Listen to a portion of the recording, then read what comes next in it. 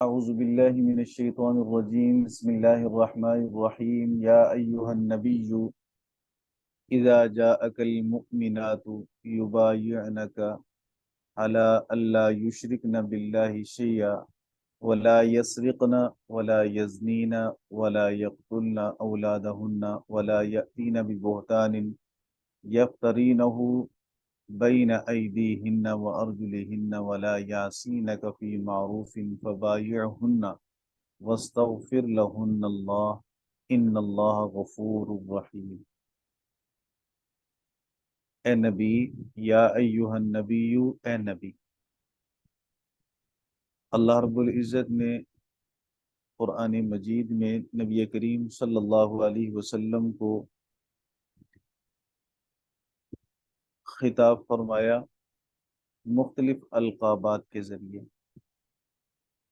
جس میں اپنی مخلوق کو ادب سکھانا ہے کہ نام لے کر رسول کو مخاطب نہیں کیا جاتا، جیسے بنی اسرائیل اپنے نبیوں کو نام لے کر مخاطب کر رہے ہیں۔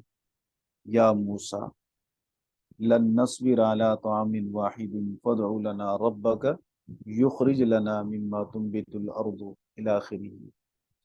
تو انہوں نے بے ادبی کے ساتھ اپنے رسولوں کا نام لے کر مخاطب کیا، لیکن ہمیں حکم یہ دیا گیا کہ ہم حضور سید دو عالم صلی اللہ علیہ وسلم کا جب بھی نام نامی اسم گرامی لیں تو نبی پاک صلی اللہ علیہ وسلم کا نام لینے کی بجائے حضور علیہ الصلوۃ والسلام کے القابات کو ذکر کریں، اور خود قرآن کریم نے سوائے چند ایک مواقع پر جہاں نبی پاک صلی اللہ علیہ وسلم کا نام لے کر تعیین ضروری تھی،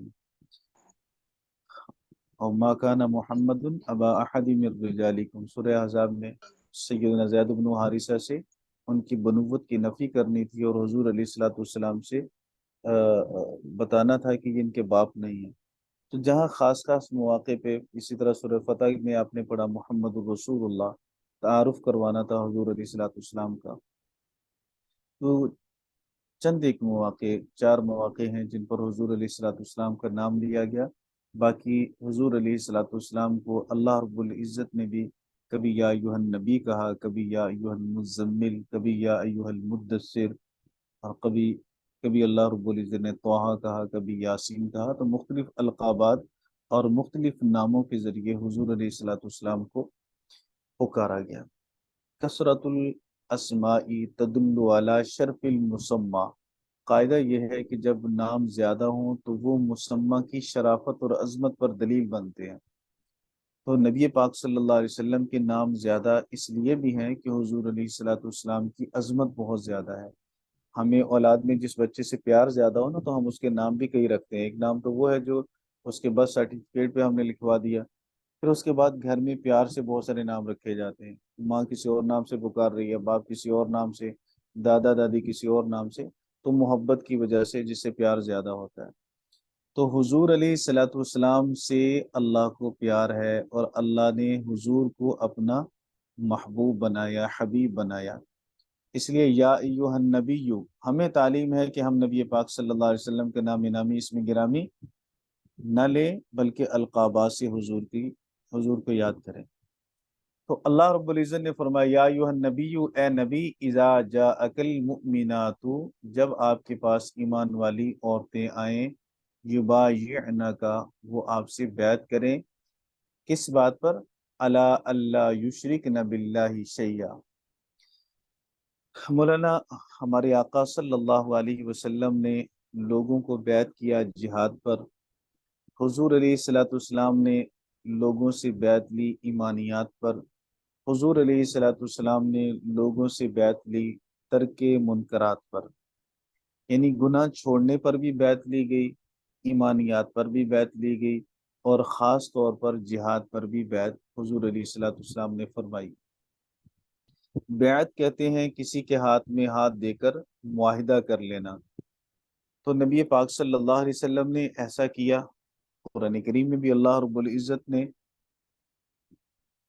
اس کا ذکر فرمایا، اور ہم نے سورہ فتح کے اندر اس کو پڑھا، لقد رضی اللہ عن المؤمنین اذ یبایعونک تحت الشجرہ فعلم ما فی قلوبہم۔ تو اللہ رب العزت نے بھی اس کا ذکر کیا حضور علیہ الصلوۃ والسلام کے دست حق پرست پر صحابہ کرام نے وہاں جہاد کی بیعت کی تو اللہ نے اس کا قرآن پاک میں ذکر کیا. یہاں خواتین نے حضور علیہ الصلوۃ والسلام کے دست حق پرست پر بیعت کی، اللہ نے اس کا ذکر کیا. کل میں نے یہ عرض کیا تھا کہ نبی پاک صلی اللہ علیہ وسلم کے حکم پر سیدنا فاروق اعظم تفتیش اور تحقیق فرما رہے تھے. صفا پہاڑی پہ حضور تشریف فرمائے اور کچھ قریب ہی سیدنا فاروق اعظم رضی اللہ تعالیٰ عنہ بیٹھے ہیں. بعض خواتین سے سیدنا عمر حضور علیہ الصلوۃ والسلام کے قائم مقام ہونے کی حیثیت سے بیعت لے رہے تھے اور کچھ سے حضور علیہ الصلوۃ والسلام براہ راست بھی بیعت لے رہے تھے.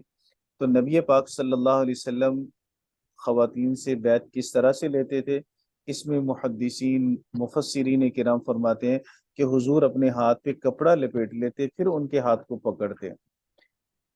اور یہ بھی طریقہ امام قرطبی رحمہ اللہ تعالی نے لکھا کہ نبی پاک صلی اللہ علیہ وسلم ایک برتن میں پانی ڈال لیتے اور اس پانی والے برتن میں اپنا ہاتھ بھی ڈالتے اور دوسری طرف خاتون سے کہتے کہ وہ بھی اپنا ہاتھ برتن میں ڈالے. تو یہ اس طرح کی کنیکشن ہو جاتا. باقی ہاتھ میں ہاتھ نہیں ڈالا نبی پاک صلی اللہ علیہ وسلم نے، یعنی بیعت لینے کا ایک طریقہ یہ بھی ہے، ایک طریقہ وہ، ایک طریقہ یہ. دور حاضر میں ہمارے اولیاء کرام جو واقعتاً اولیاء ہیں، صاحب نسبت ہیں، وہ بھی خواتین کو بیعت کرتے ہیں. تو ان کا طریقہ اس سے بھی تھوڑا سا مختلف ہوتا ہے کہ وہ اپنا رومال یا کوئی کپڑا ان کے ہاتھ میں پکڑا دیتے ہیں پردے میں اور وہ اس کپڑے کو پکڑ کر پھر جو کلمات وہ کہلواتے ہیں وہ کلمات کہہ لیتی ہیں آہستہ آواز میں، وہ بھی اونچی آواز میں نہیں، آہستہ آواز میں. تو بیعت کرنے کا یہ طریقہ ہے. یہ اس سے بھی زیادہ محتاط ہے چونکہ زمانے اور اخلاق اور قدروں میں انحطاط چلا آتا ہے، مسلسل گراوٹ کا شکار ہیں ہم اخلاقی طور پر. تو یہ بہت اچھا کیا اہل علم حضرات نے، اولیاء کرام نے جو واقعتاً صاحب نسبت ہیں، وہ پھر اس طرح حجاب میں بٹھا کر خواتین سے یوں بھی بیعت کر لیتے ہیں. قرآن کریم میں اللہ رب العزت نے ارشاد فرمایا وَابْتَغُوا إِلَيْهِ الْوَسِيلَةَ، اللہ رب العزت تک پہنچنے کا وسیلہ تلاش کرو. مولانا صحابہ کرام صحبت سے ہے اور صحبت کی وجہ سے ہی صحابہ کو یہ مقام ملا. ساری نیکیاں ایک طرف، صحبت والی نیکی سب سے فائق ہے. آپ نے علماء سے سنا اور علماء نے لکھا کہ سارے دنیا کے اولیاء، اتقیاء، اصفیاء، کتب ابدال مل کر بھی کسی ایک ایسے صحابی کا مقابلہ نہیں کر سکتے جس نے حضور کو صرف ایک نظر دیکھا اس کے بعد وہ شہید ہو گیا، جیسے خیبر میں ہوا. تو کیوں ایسا؟ اس کی وجہ کیا ہے؟ اس کے پاس بہت ساری نیکیاں ہیں، نمازیں ہیں، روزے ہیں، حج ہے، زکوٰۃ ہے، عبادات تو بڑی ہیں، لیکن اس کے پاس وہ آنکھ نہیں جس نے حضور کا چہرہ دیکھا، اس کے پاس وہ چہرہ نہیں جس پہ حضور کی نظریں پڑی. اور یہ ایک ایسی نیکی ہے جو سب سے ممتاز کرنے والی ہے. تو عرض یہ کرنا ہے کہ صحابہ کو صحبت سے مقام ملا، صحبت سے انسان متاثر ہوتا ہے. اس لیے ہمیں کہا گیا کہ اچھی صحبت اختیار کریں. آپ نے زاد طالبین کے اندر بھی وہ حدیث پڑھی ہوگی کہ الوحدۃ الجلیس خیر من الوحدہ، کہ بہترین جو جلیس ہے، ساتھی، وہ تنہائی سے بہتر ہے.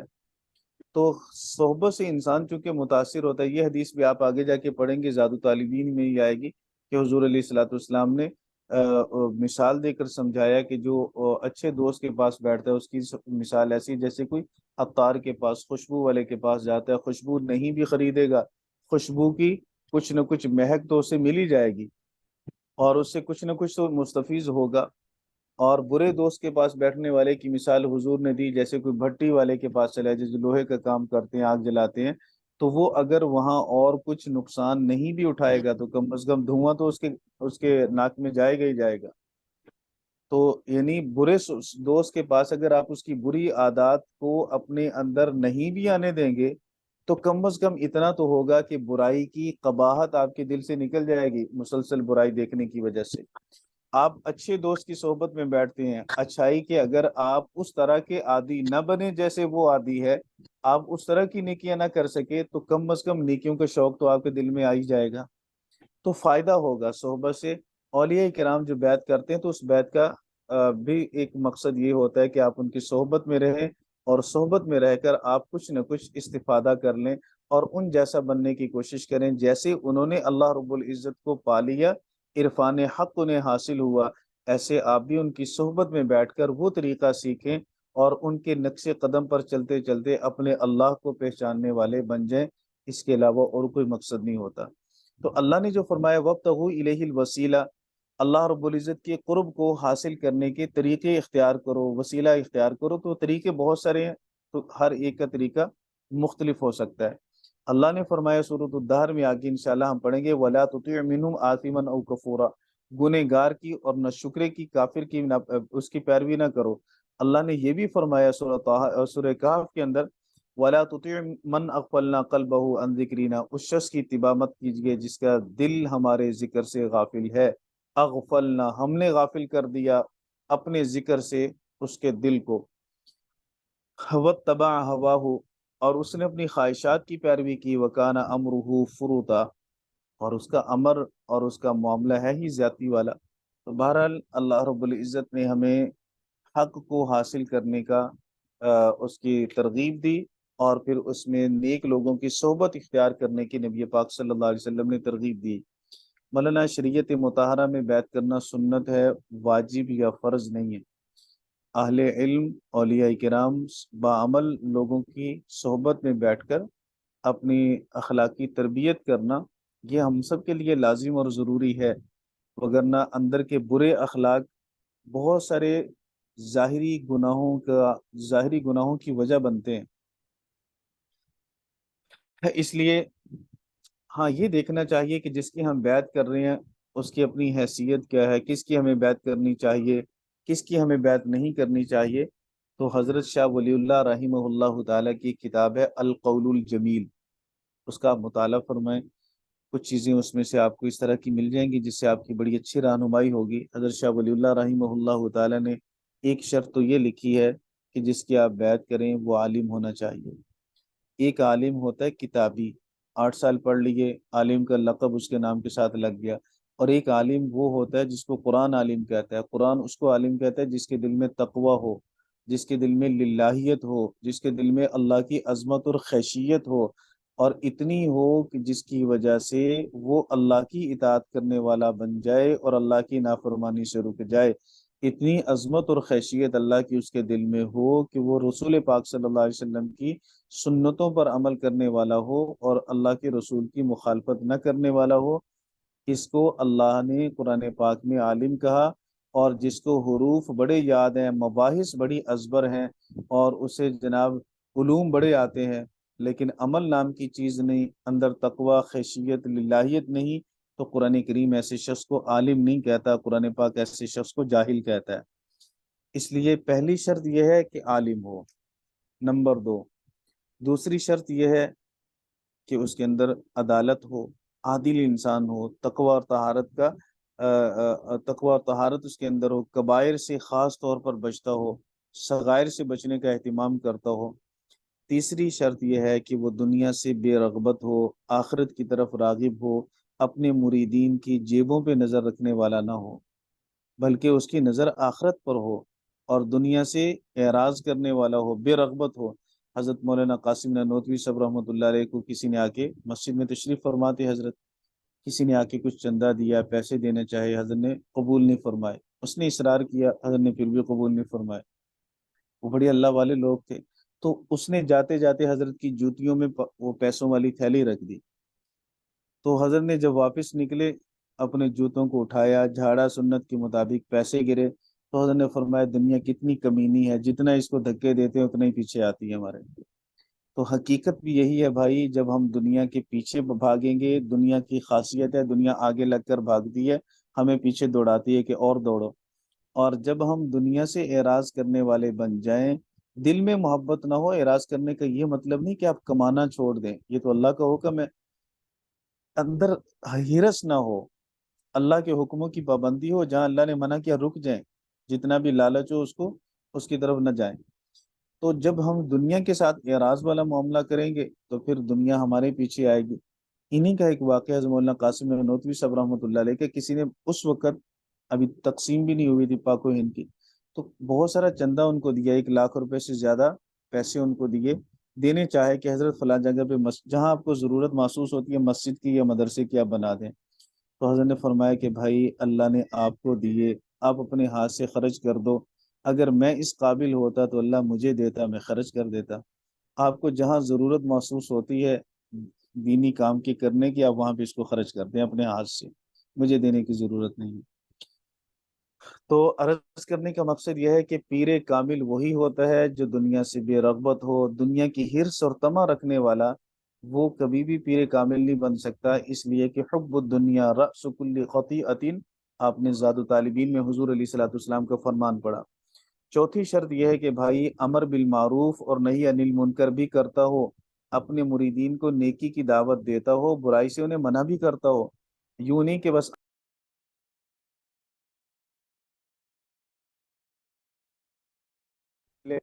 اگر یہ ناراض ہو گئے تو اس کے بعد پھر وہ پیر صاحب کی وہ استقبال نہیں کریں گے، ویسا پروٹوکول نہیں دیں گے، کیونکہ پیر صاحب تو نوک جھونک کرتے ہیں، منع کرتے ہیں فلاں کام نہیں کرنا، فلاں نہیں کرنا، فلاں نہیں کرنا۔ تو اللہ رب العزت کے حکموں پر اتنا قائم ہو کہ حکمت کے ساتھ دوسروں کو نیکی کی دعوت بھی دیتا ہو اور برائی سے روکتا بھی ہو۔ پانچویں شرط یہ ہے کہ وہ اکابر اولیاء کی صحبت میں بیٹھا بھی ہو، خود اپنی اصلاح بھی کروائی ہو، خود ہی وہ اپنی طرف سے پیر نہ بن گیا ہو، بلکہ کسی بڑے عالم سے وقت کے علماء کی صحبت میں وہ بیٹھتا ہو اور وقت کے علماء اسے قبول بھی کرتے ہوں۔ تو یہ پانچ شرطیں اگر پائی جائیں تو ایسے انسان کے ہاتھ میں ہاتھ دینے سے کامیابی ملے گی انشاءاللہ، کیونکہ وہ کامیاب ہو چکا ہے اور وہ صحیح راستے پہ لگ چکا ہے۔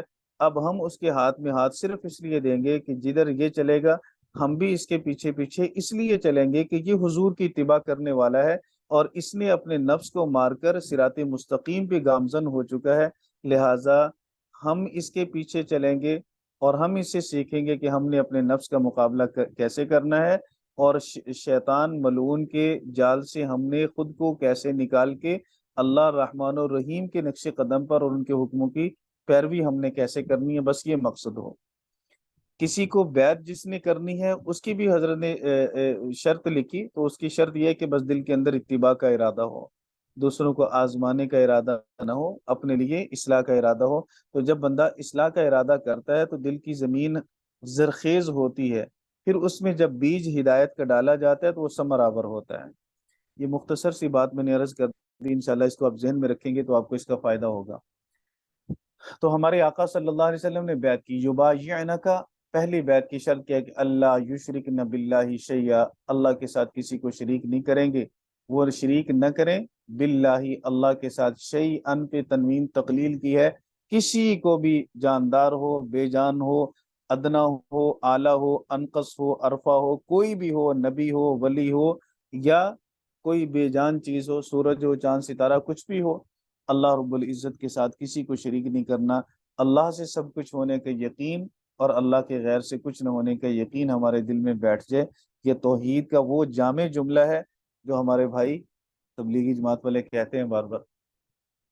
ولا یسرقنا، وہ چوری نہیں کریں گی، ولا یزنینا، بدکاری نہیں کریں گی، ولا یقتلنا اولادہن، اپنی اولاد کو قتل نہیں کریں گی، کیونکہ اس وقت زندہ درگور بھی کرتے تھے بچوں کو بعض۔ ولا یاتین ببہتان، اور وہ ایسا کوئی بہتان نہیں لگائیں گی، یفترینہ بین ایدیہن، جس کو انہوں نے اپنے ہاتھوں سے گھڑ لیا ہو، خود سے بنا کر کسی پر الزام لگا دینا، وہ ارجلہن، اور اپنے پاؤں کے درمیان گھڑ لیا ہو، مطلب یہ کہ خود سے اپنی طرف سے انہوں نے بنا لیا۔ ولا یاسینک فی معروف، اور وہ آپ صلی اللہ علیہ وسلم کی نافرمانی نہیں کریں گی نیکی کے کام میں۔ اب دیکھیں کیسی خوبصورت بات کی نبی پاک صلی اللہ علیہ وسلم نے، بھائی اللہ کا رسول کبھی معروف کے علاوہ کوئی بات کہہ سکتا ہی نہیں ہے، رسول کبھی بھی غیر معروف بات نہیں کرے گا، معروف کا معنی نیکی، لیکن اس کے باوجود بھی حضور علیہ الصلوۃ والسلام کیا کہہ رہے ہیں، ولا یاسینک فی معروف، وہ آپ کی معروف میں، نیکی میں پیروی کریں گی اور نیکی میں نافرمانی نہیں کریں گی، کیونکہ میرے آقا صلی اللہ علیہ وسلم کی زبان اقدس سے نکلنے والے الفاظ قیامت تک آنے والے لوگوں کے لیے اصول بننے ہیں۔ حضور اگر آج یہ فرماتے کہ بس تم نے میری اطاعت کرنی ہے تو بات حضور کی 100% ٹھیک تھی، کیونکہ حضور علیہ الصلوۃ والسلام کی اطاعت مطلقاً کرنے کا ہمیں اللہ حکم دیتا ہے، اطیعوا اللہ و اطیعوا الرسول کہہ کر، مطلقاً اللہ نے فرمایا رسول کی اتباع کرو۔ لیکن چونکہ بیعت کا سلسلہ تو بعد میں بھی چلے گا، اس لیے کوئی بیعت کرنے والا پیر اپنے مریدین کو یہ نہیں کہہ سکتا کہ میری تم نے اتباع کرنی ہے، پیروی کرنی ہے۔ اسے یہ قید لگانی پڑے گی کہ نیکی، جب میں نیکی کا حکم کروں، نیکی کی بات تمہیں بتلاؤں، وہ بات تمہیں کہوں جو قرآن و سنت کے مطابق ہے، تو اس میں تم نے میری پیروی کرنی ہے۔ اس لیے امام الصحابہ سید الصحابہ سیدنا ابوبکر صدیق رضی اللہ تعالیٰ عنہ نے جو پہلا خطبہ ارشاد فرمایا، پھر اس کے بعد سیدنا عمر نے حکومت سنبھالنے کے بعد جو سب سے پہلا خطبہ ارشاد فرمایا، تو حضرات شیخین نے یہ بات برملا فرمائی، اگر ہم تمہیں نیکی کا حکم کریں تو ہماری اتباع کرنا، اور اگر ہم تمہیں غلط بات کہیں تو ہمیں ڈنڈے سے سیدھا کر دینا۔ سیدنا فاروق اعظم رضی اللہ تعالیٰ نے خطبہ دیا۔ تو اللہ کے رسول نے فرمایا وَلَا يَعْصِينَكَ فِي مَعْرُوفٍ، معروف میں اتباع کرنا، معروف میں نافرمانی نہ کرنا۔ اس لیے اے بعد والے عمراء، حکام، تمہاری اتباع عوام پر مطلقاً لازم نہیں ہے، صرف نیکی میں اتباع لازم ہے بس، اور نیکی وہ ہوگی جو اللہ اور اس کے رسول کے حکم کے مطابق ہوگی۔ فبایعہن، تو وہ آپ کی بیعت کریں، فبایعہن اے محبوب آپ ان کو بیعت کر لیں، صرف بیعت ہی نہ کریں، واستغفر لہن، آپ ان کے لیے استغفار بھی کریں۔ تو یہ حضور کو اللہ سفارش کر رہا ہے کہ میرے محبوب آپ ان کو بیعت بھی کر لیں، پھر ان کے لیے میرے سامنے سفارشی بن کر بھی پیش ہوں، ان کی سفارش میری عدالت میں کریں اور مجھے کہیں کہ اللہ ان کو معاف کر دے، آپ کے کہنے پہ میں ان کو معاف کر دوں گا۔ ان اللہ غفور رحیم، بے شک اللہ رب العزت بخشنے والا، رحم کرنے والا ہے۔ یا ایھا الذین آمنوا، اے ایمان والو، لا تتولوا، نہ دوستی کرو، قوما، ایسی قوم سے، غضب اللہ علیہم، جن پر اللہ کا غضب ہوا، قد یئسوا، تحقیق وہ مایوس ہوئے، من الآخرہ، آخرت سے، کما یئس الکفار من اصحاب القبور، جیسے قبروں میں پڑے کافر اللہ کی رحمت سے مایوس ہیں، کہ اب کافر کے لیے قانون الہی یہ ہے کہ اس کی بخشش نہیں ہوگی۔ قبر میں جو کافر چلا گیا اب اسے مہلت نہیں ہے، اب وہ کافر ہے تو قیامت تک وہ اسی کفر کی وجہ سے قیامت ہمیشہ ہمیشہ ابد الآباد تک وہ جہنم میں رہے گا۔ اب وہ مایوس ہے اللہ کی رحمت سے، اسی طرح دنیا کے اندر یہ یہود بھی اللہ کی رحمت سے مایوس ہیں۔ آپ دیکھیں اس سورہ مبارکہ کا آغاز بھی یہود سے مخالفت اور کفار سے دوستی نہ کرنے پر ہوا، اور اس سورہ مبارکہ کا اختتام بھی اللہ رب العزت نے اسی بات پر کیا کہ کفار سے دوستی نہ کرنا۔ اس سے آپ اندازہ لگا لیجئے کہ اللہ رب العزت اس معاملے میں کتنا حمیت رکھتا ہے، کتنا غیرت رکھتا ہے۔ مولانا یہ غیرت اور حمیت ہم میں بھی ہوتی ہے، مخلوق میں بھی ہوتی ہے۔ ایک شخص سے آپ کی دوستی ہے، آپ کسی کو اچھا سمجھتے ہیں، دوست ہے آپ کا، تو آپ آپ آپ کے دوست کے ساتھ اگر کوئی ملے گا، ہمدردی کرے گا تو آپ کو اچھا لگے گا، لیکن ایک شخص سے آپ کی دشمنی ہے اور بڑی ٹکا کے دشمنی ہے، کھلم کھلا دشمنی ہے، پھر اگر آپ کا کوئی دوست آپ کے ساتھ محبت کا دعویٰ کرنے والا اس کی محفل میں جا کے بیٹھے، اس کے گھر جائے، اس کے پاس اس کے ساتھ کھانا پینا کھائے، تو آپ کو اچھا لگے گا؟ برا تو آپ کو بھی لگے گا، آپ بھی کہیں گے کہ یہ دوستی نہیں منافقت ہے، یا میرے ساتھ بیٹھو یا اس کے ساتھ بیٹھو۔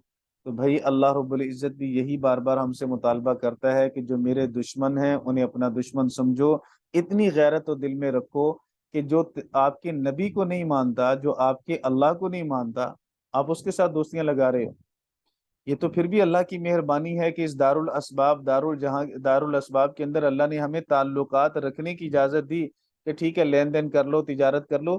ہمیں منع کیا قلبی دوستی سے، دلی دوستی تمہاری ان کے ساتھ نہ ہو کہ تم اسلامی راز ان کو دینے لگ جاؤ، اپنی ملی اور قومی راز ان کو دینے لگ جاؤ، ایسی بے حمیت ہی نہ کرنا تم، بلکہ اس میں غیرت مند بن کے رہنا۔ کوئی ایسا تعلق کافر کے ساتھ مت رکھنا کہ جس سے امت مسلمہ کے انفرادی یا اجتماعی مفادات متاثر ہوں، کسی مسلمان کو نقصان پہنچے یا امت مسلمہ کو نقصان پہنچے، ایسا کام، ایسی دوستی، ایسا تعلق کفار کے ساتھ نہ رکھنا، اور بالخصوص یہود کے ساتھ، کہ یہود اللہ کے دشمن ہے اور اللہ رب العزت نے ان سے اظہار دشمنی کی، اس لیے تم بھی ان سے ہمیشہ دل میں بغض رکھو، دشمنی رکھو، کہ یہی آپ کی محبت کی دلیل ہے۔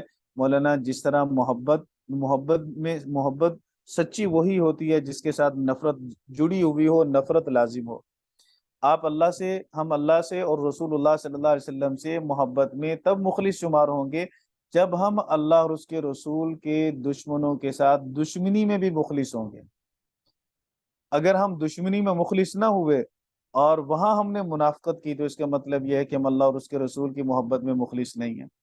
اس لیے اللہ اور اس کے رسول کی محبت میں ہمیشہ اخلاص رکھنا چاہیے، اور یہ اخلاص نظر تب آئے گا جب کوئی اللہ اور اس کے رسول کے ساتھ دشمنی کرے تو ہم بالکل مخلص ہو کر اس سے دشمنی کریں، اللہ کی محبت میں، رسول اللہ صلی اللہ علیہ وسلم کی محبت میں، اصحاب رسول اہل بیت اعظام کی محبت میں ہم ایک در کے ہو کر رہیں، دونوں کشتیوں میں پاؤں رکھیں گے، اپنا نقصان کریں گے، ایک در کے رہیں گے اللہ اور اس کے رسول صلی اللہ علیہ وسلم کے، تو انشاءاللہ دنیا میں بھی کامیابی ہے اور آخرت میں بھی کامیابی ہے۔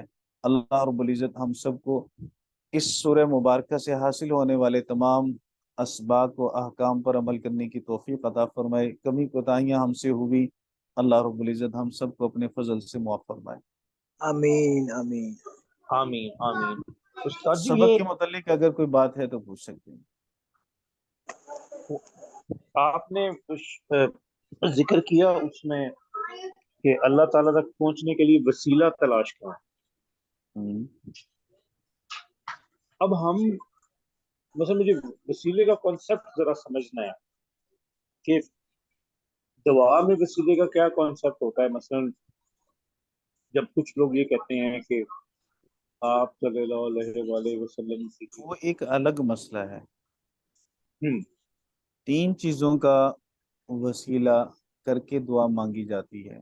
جی جی نمبر 1 اپنے اعمال کا، جی نمبر 2 زندہ لوگوں کا، نمبر 3 دنیا سے چلے گئے مردہ لوگوں کا۔ حدیث مبارکہ میں 2 طرح کا وسیلہ صراحتاً ثابت ہے۔ بخاری شریف میں اپنے اعمال کا وسیلہ، وہ معروف حدیث ہے، 3 بندے غار میں پھنس گئے تھے، پھر ان میں سے ہر ایک نے اپنے عمل کو بطور وسیلہ کی پیش کیا، آپ نے سنی ہوگی حدیث، تو جی سنی ہے نا جی آپ نے، جی سنیے جی۔ جی معروف جی حدیث ہے۔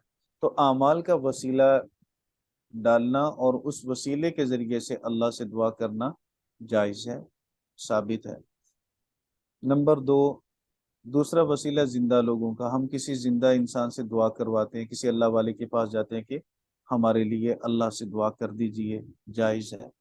حضور علیہ الصلوۃ والسلام نے بخاری شریف میں ہے، سیدنا عباس رضی اللہ تعالیٰ عنہ کو سیدنا فاروق اعظم رضی اللہ تعالیٰ نے بلایا، بارش نہیں ہو رہی، آپ دعا فرما دیجئے، ہم آپ کے وسیلے سے اللہ سے مانگیں گے۔ جب حضور زندہ تھے تو حضور کے وسیلے سے ہم اللہ سے مانگتے تھے۔ تو زندہ لوگوں کے ذریعے سے وسیلہ کرنا یہ بھی جائز ہے، اور اس پہ سب متفق ہیں۔ ایک اختلافی مسئلہ ہے کہ جو لوگ دنیا سے چلے گئے، کیا ہم اس کے وسیلے سے ہم دعا کر سکتے ہیں یا نہیں کر سکتے؟ اس میں بعض کہتے ہیں کر سکتے ہیں، بعض کہتے ہیں نہیں کر سکتے۔ تو جو مولانا اختلافی مسئلہ ہو اور اس کا تعلق عقیدے کے ساتھ بھی نہ ہو، ماننے والا اور نہ ماننے والے میں کوئی کفر اسلام کا مسئلہ نہ بنتا ہو، تو وہاں ہمیشہ نرمی رکھنی چاہیے، شدت نہیں کرنی چاہیے۔ تو چونکہ یہ مسئلہ کوئی کفر اسلام کا ہے نہیں ہے، کچھ حضرات کہتے ہیں کہ نہیں وسیلہ ڈالنا چاہیے، اور کچھ کہتے ہیں کہ وسیلے سے دعا کر لیں تو کوئی حرج نہیں ہے، جب زندہ کا وسیلہ شرک نہیں ہے اور اعمال کا وسیلہ شرک نہیں ہے، جب ہم اللہ کو مجبور نہیں سمجھتے، ہم تو کہتے ہیں اللہ نے فضل سے، اپنے فضل سے دعا قبول کرنی ہے، بس یہ اس کو ہم ایک اجابت اور قبولیت کے قریب کرنے کے لیے ایسے الفاظ استعمال کرتے ہیں کہ یا اللہ حضور سیدی دو عالم صلی اللہ علیہ وسلم کے وسیلے سے یا ان کی برکت سے ہماری دعا قبول کر لے۔ یہ ہمارا عقیدہ نظریہ ہرگز نہیں کہ اللہ اس سے مجبور ہو جاتا ہے۔ تو جب یہ نظریہ ہمارا ہے ہی نہیں ہے تو پھر ہم اس سے مشرک کیسے بن گئے، اس سے گناہگار کیسے بن گئے؟ تو اس میں بعض لوگوں نے تشدد کیا، بعض نے کہا کہ جس نے وسیلے کے ذریعے دعا مانگی مشرک ہو گیا، اور بعض نے کہا کہ نہیں، جس نے وسیلے کا انکار کر دیا وہ اہل سنت میں ہے ہی نہیں۔ تو دونوں باتیں مولانا تشدد پر مبنی ہیں۔ اعتدال کا راستہ یہ ہے کہ جو متفق علیہ بات ہے اس کو قبول کر لیں، جو اختلافی بات ہے اس میں آپ کا جس کی طرف رجحان ہے آپ اس پہ عمل کر لیں، لیکن دوسرے کو آپ غلط نہ کہیں، کیونکہ دونوں طرف اہل علم۔ بات سمجھ آ گئی آپ کو؟ جی جی جی سمجھ آیا۔ تو ہمیشہ ایسے مسائل میں اپنے آپ کو تشدد سے بچانا چاہیے۔ جی ٹھیک ہے، اللہ رب العزت ہم سب کو عمل کرنے کی توفیق عطا فرمائے۔ السلام علیکم ورحمۃ اللہ۔ وعلیکم السلام ورحمۃ اللہ وبرکاتہ۔ وعلیکم السلام ورحمۃ اللہ حافظ۔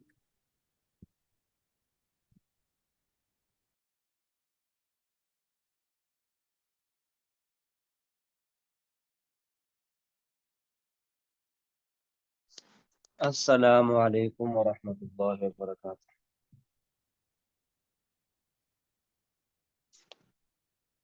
وعلیکم السلام ورحمۃ اللہ وبرکاتہ. وعلیکم السلام ورحمۃ اللہ السلام وبرکاتہ. علیکم. کیا حال چال ہے؟ ٹھیک ٹھاک ہے؟ الحمد للہ.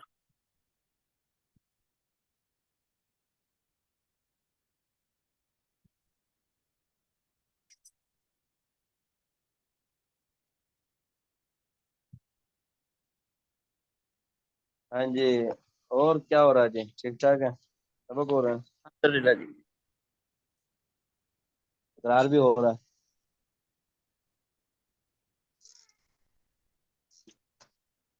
جی جی.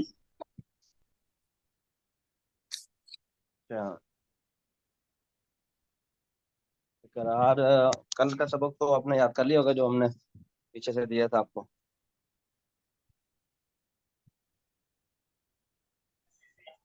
جی استاد جی. اس میں آپ نے 3 باتیں بتائی تھی کہ تعریف آپ ہمیں آنی چاہیے، فائدہ آنا چاہیے، اور موضوع کا پتہ ہونا چاہیے. اس میں آپ نے بتایا تھا کہ جو علم نحو ہے وہ اسم فعل اور حروف کو جوڑ کر جو ان تینوں کو جوڑنا جو ہے وہ علم نحو میں آتا ہے، اور اس کو بنانے کی ترکیب میں آپ نے بتایا تھا کہ یہ ہر کلمے کی آخری حالت ہوتی ہے، جبکہ جو علم صرف ہے اس میں آپ نے پہلے 2 کے بارے میں بتایا تھا کہ اس میں پہلے 2 کو سمجھنے کی کوشش کرتے ہیں. اور اس کا فائدہ یہ ہے کہ اس کے لیے پھر ہمیں عربی کا پتہ چل جاتا ہے، عربی بولنے میں سیکھنے آ جاتی ہے. اور آخری اسی میں پھر آپ نے وہ یہ ایگزامپل بتائی تھی کہ جس طرح زید دار داخل فی، اب اس کو کس طرح جوڑنا ہے کہ یہ صحیح طرح بن جائے. ہاں جی. تو یہ یہاں تک ہم نے کل پڑھا. ہاں جی. اس کو اب جوڑنا جو ہے کیسے جوڑیں گے؟ زید وہ کوئی آپ کے ہے کلیہ؟ زید دار داخلہ فی. اب اس میں کون سا لفظ پہلے آئے گا کون سا لفظ بعد میں آئے گا؟ جہاں تک آپ نے پڑھ لی ہے تو اس میں تو یہ ساری باتیں تقریباً مجھے لگ رہا ہے کہ آگے ہوں گی. اب آپ کو جوڑنا آگے ہوگا جملہ. اب اس میں فی پہلے آئے گا، زید پہلے آئے گا، دار پہلے آئے گا، داخلہ پہلے آئے گا، بعد میں کون سا آئے گا، اس کے بعد کون سا آئے گا؟ ہاں جی. کوئی بھائی بتائیں دلیل کے ساتھ کہ یہ پہلے آیا ہے، اس کی دلیل یہ ہے، اس کی وجہ یہ ہے.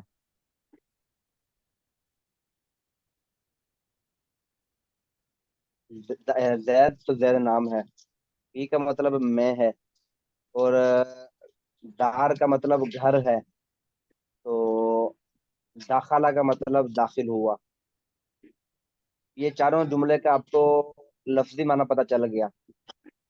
اب فی جو ہے یہ زید کے شروع میں بھی نہیں آ سکتا. فی زید زید میں، اب یہ جملہ ٹھیک نہیں ہے، زید میں کیسے آئے گا؟ فی فی جو ہے دار، کیونکہ فی گھر دار میں، گھر گھر میں ہی میں. ہوگا. فی دار کے اس کے دار کے شروع میں ہی آئے گا فی داری. تو اب فی دار کے اوپر جب فی آ گیا تو اب دار جو ہے وہ دار کے آخری حرف کی حالت ہم نے دوسرا پڑھا ہے کہ آخری حرف کی حالت بھی معلوم ہو جائے گی. جب فی دار کے اوپر آ گیا تو فی کا آخری جو دار آخر میں جو را ہے اس را کے اوپر زبر آئے گی، زیر آئے گی یا پیش آئے گی؟ دارو ہوگا یا دار را ہوگا یا داری ہوگا؟ کیا ہوگا؟ ہاں جی زیر آئے گی، بتائیں. حروف پہ جا رہا ہے نا. ہاں جی. فی حرف جارہ میں ہم نے پڑھا تھا باو تاو کافو لامو واو منذ مدخلا ربا ہاشا من ادا فی ان. یہ فی جس حرف کے اوپر بھی آئے گا تو اگر تو وہ اس میں جو اپنے 16 قسمیں پڑھی ہیں، 16 قسموں میں یہ پہلی قسم بن رہی ہے.